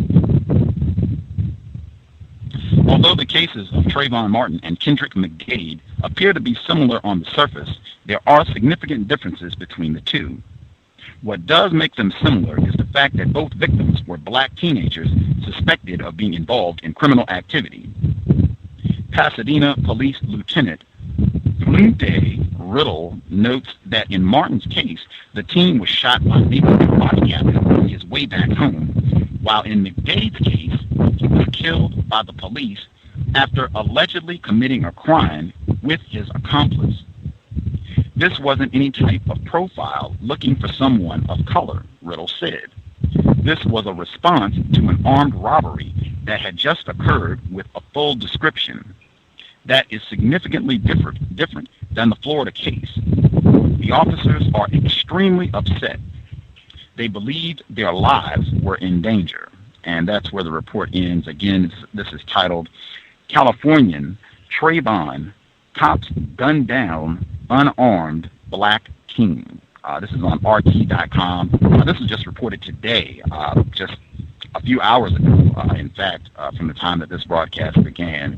Again, as our guest was commenting, this is what racism, white supremacy is supposed to produce. Any excuse to murder black people, any excuse will do. no harm in killing a black person. That's just what is supposed to happen worldwide. I'm sure this is going down again right now as we speak. I will play a quick audio clip, and then we will wrap things up. Thanks everybody for tuning into the program. Just wanted to reiterate, with all of these things going on, black people, the lives of black people being devalued constantly, black people being degraded constantly, I think we should really make every effort to not focus any of our anger and frustration about these incidents and all of the injustice and abuse that is heaped upon black people worldwide. We are being terrorized, but it is not by the culprits in that terrorism: racist man, racist woman, racist child. And I just want to do as much as possible to reduce the tendency. I think it's our white chip, that anti-blackness. In our frustration, we too often end up focusing on other black people as the problem. And I would hope that we can get to a point where we end up focusing our attention, our anger, on problem solving and dealing with white people. They are most to blame. It's not other black people. Yes, many black people are confused. Many black people victimized. Other black people, the people who are most to blame are white people. White people are the problem, not any of these black people that, are doing whatever they're doing. And many of us are very confused and not doing the correct thing on the plantation, a world dominated by racism, white supremacy, really making an effort to discontinue that tendency. Hopefully, I will do my part. Quick sound clip, and then we will wrap up the broadcast. Context of white supremacy. The concept of racial showcasing has come up. Your term, it's in the code book. The term racial showcasing, meaning when racists, when they take a victim of racism, a non-white person, and they put them out in front, give the appearance that this non-white person is in charge, that this non-white person is quote-unquote successful, racism is on the decline. We got non-white people who are quote-unquote running the show. And you say that we should all keep in mind the racists, they are the ones who are in charge. They can put non-white people in these positions or decide to fire them. Really keep the emphasis on racist man, racist woman, and what they are doing. I wanted to get your view because I've heard many victims, many non-white people say that they think, it would be constructive if non-white people, if we held other black people, quote unquote, accountable, meaning non-white people, if you're doing things, if you are okay with being showcased and going along with the racist program to help them maintain their system of terrorism, there should be consequences, perhaps. We should be looking to deal with other black people who do things to help out racist man, racist woman, to hold, one another accountable in this counter-racist effort. And I wanted to get your views on that. Well, it depends on what people mean when they say accountable and whether or not they understand the system of white supremacy. And under VGQ, Victims Guaranteed Qualification, any victim of racism can say this if they wish to, but once they say hold them accountable, they should explain in detail what that means.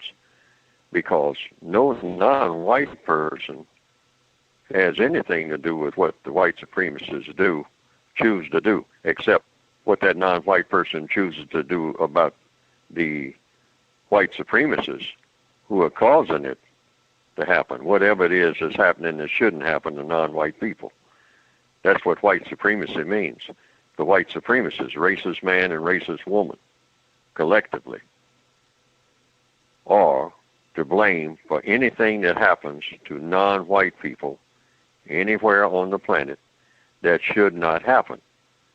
So if they're talking to another non-white person about what should be done about it, it's logical that the person who is making this request should be in the forefront of doing it themselves.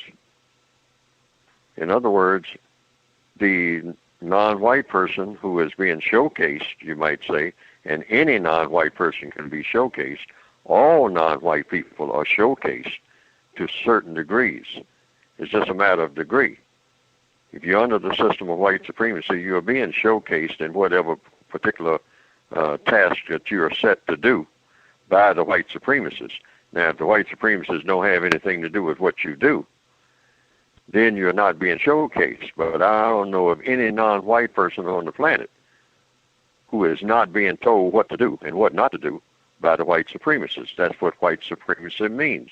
It means supreme over all non-white people, not some or not sometimes, but all non-white people, all the time, everywhere, in all areas of activity within the known universe. So I would go back to this term, held accountable, a term that's used over and over and over again. Held accountable how? In what manner? For doing what? These questions have to be answered. Otherwise, just a term, a cliche term almost, held accountable, what does that mean? Accountable, what do you do? It always comes down to what you do.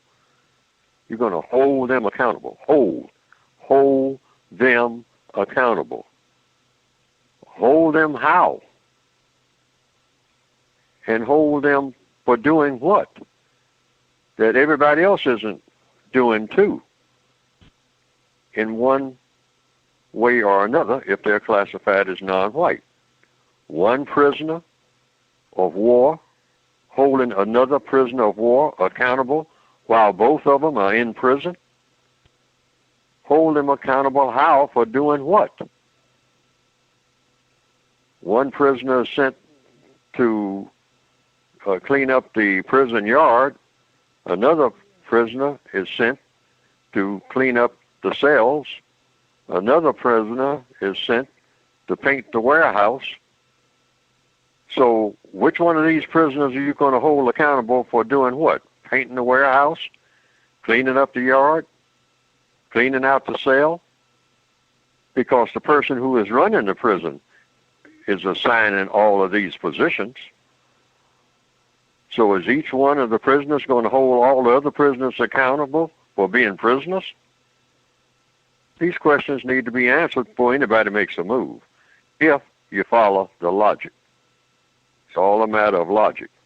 What is it you're really trying to accomplish? Is it just that somebody might be mad and just want to beat up on somebody because they don't know who to beat up? Or what? But if you're going to act in a counter-racist fashion, that's anyone, at any time, for any reason, get through the root of what you're acting against and what thought, speech, and action you're going to use to do it. And make that very clear. Otherwise, there's confusion. That term that keeps being used over and over again, hold accountable. What does that mean? To whom? When? Where? And what's the procedure? Bottom line, what's the procedure and based on what? If it means you're going to do harm to someone, who is that someone you're going to do harm to? And based on what? Because if you're just going to, I don't know what that means, since I don't know what it means. If I'm going to do harm to all non-white people for cooperating with the white supremacists, which is what all non-white people do, then does that mean that the solution to the race problem, and this might be what people are talking about, I don't know, is to exterminate all non-white people so that then they will not be subject to white supremacy? That is a solution. If all non-white people will just drop dead, there would be no such thing as white supremacy, because there would be no non-white people. And there would be no non-white people cooperating with the white supremacists. But any non-white person on this job, on this planet, that has a job, even if they're in so-called business by themselves or with themselves, as they say, which there's no such thing as that. There's no non-white person on this planet who has his or her own business, because according to counter-racist logic, in a system of white supremacy, all of the business of a non-white person is being run by the white supremacists. A non-white person may be told that he or she has a business. Told by whom? The white supremacists. They allow non-white people to have what they call their own business. I own that store. I own that factory. I own that warehouse. And nobody tells me what to do. Not true if you're non-white and on this planet. The white supremacists tell you that you can even have a warehouse. They could blow it off the map tomorrow. So don't ever think that you are outside of the realm of the white supremacist system. Not only that, most businesses have some kind of monetary system. The white supremacists determine what the value of the monetary system in that business is. End of that story. So pick any area of activity. If you're going to hold non-white people accountable for cooperating with the white supremacists in any capacity, then whatever that holding accountable means, it means all non-white people have to go before the firing squad. According to what? Logic.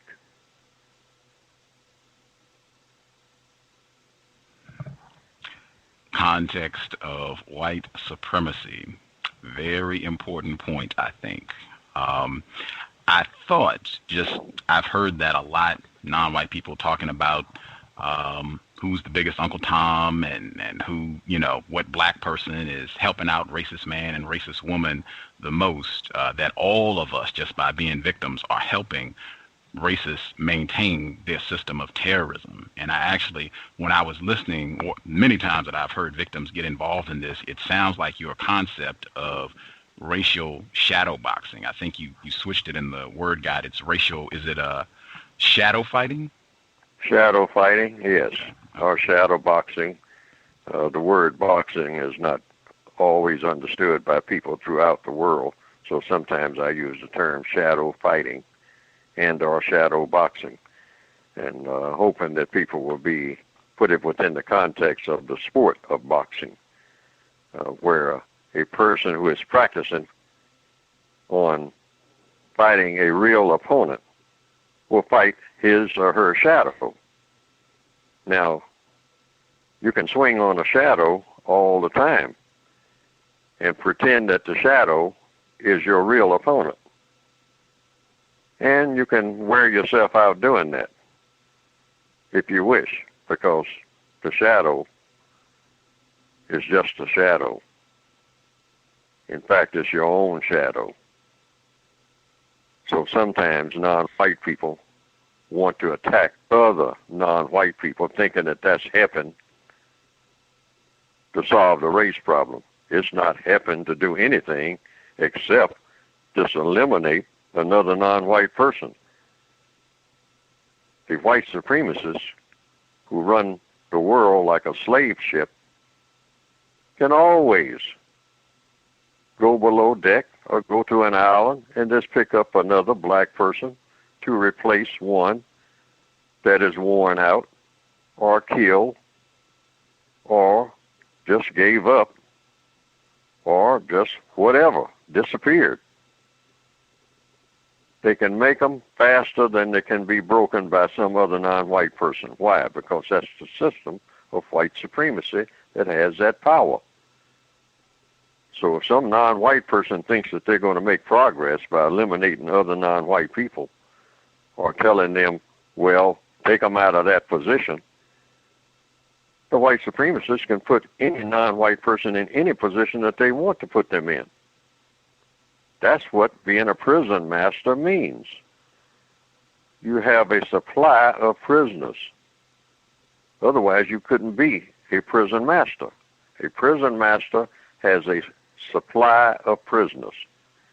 And they can take prisoner A and tell prisoner A to do this and do that.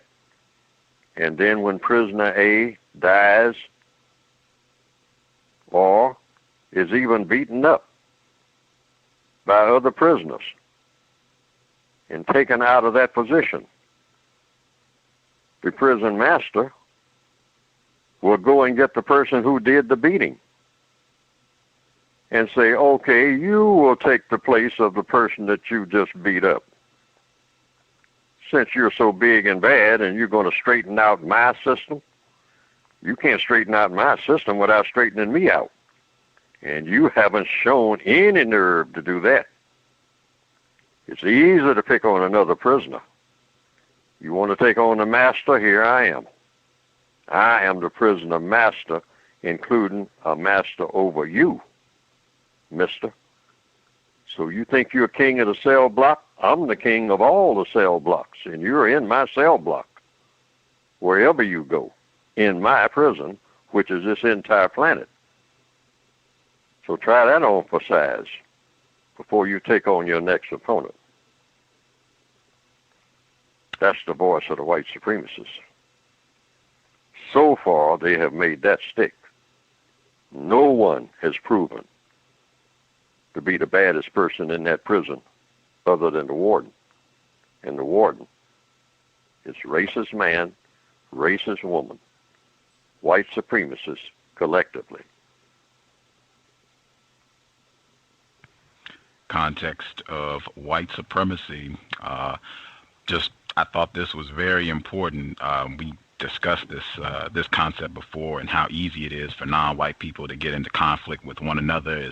It's no penalty and you don't get in trouble for it. It's easy. It's a lot easier than going after suspected racists.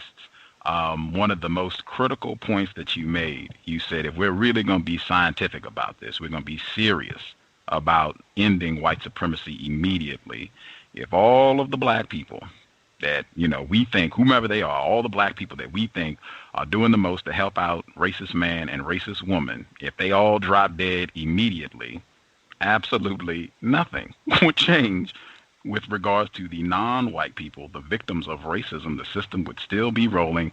Our lives would not be improved. It would be super easy, as you said, for racists to go select another prisoner to take all of those folks' place and continue doing what they're doing. Is that accurate, Mr. Fuller? That's logical. If people would think about a scene out of the movie Gone with the Wind, there are two black people, this is somewhere near the beginning of the movie, working in the field. And one black person looked up at the sun to tell time. That's how they told time, by looking at the position of the sun. They didn't have watches or anything like that, or any modern timepieces. So one black person says, quitting time. And the other black person says, you're not the one supposed to say quitting time. I'm the one supposed to say quitting time. And then he said quitting time. But neither one of these black people, of these slaves on this plantation, could determine what quitting time really is. They could call it out. They could fight each other about who will say quitting time and who won't. But quitting time and beginning time and all other time was not to be decided by either one of them, but by the plantation master, by the slave master. He is the master of all time for everybody who is a slave. But all down through the history of black people under the system of white supremacy, black people have gotten a lot of sport, had a lot of fun, worked off a lot of anger, talking about which black person is the biggest Tom. A sport enjoyed by all.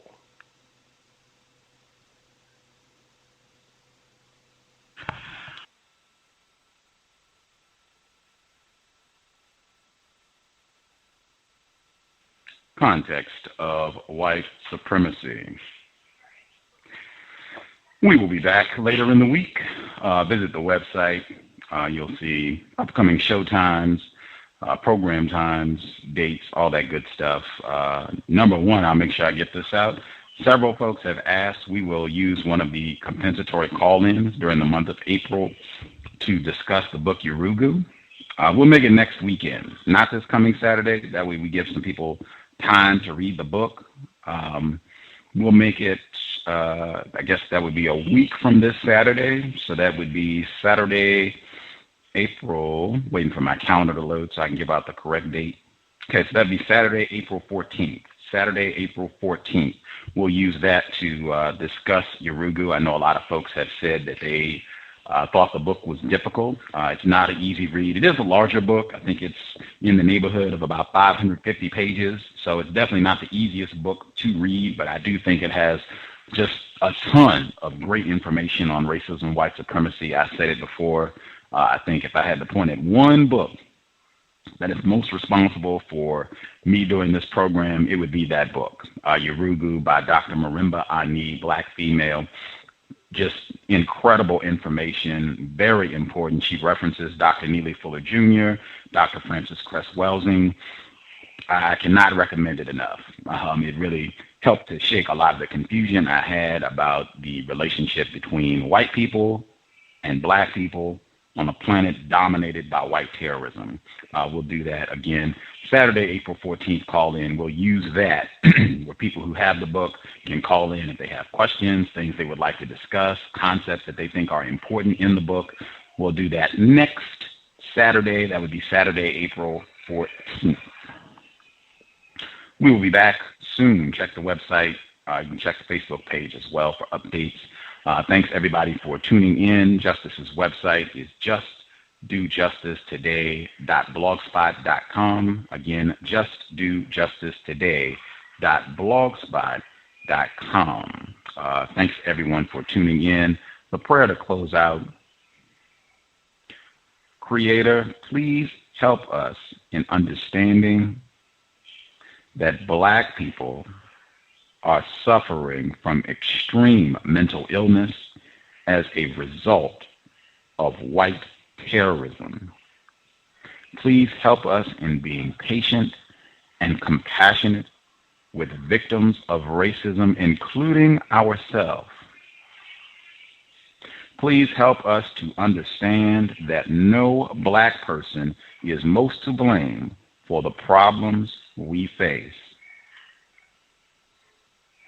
Creator, please help us to be truthful about our enemy, racist man, racist woman, racist child, not black people. It is time. Thank you all for tuning in. Context of White Supremacy signing out. Thank you.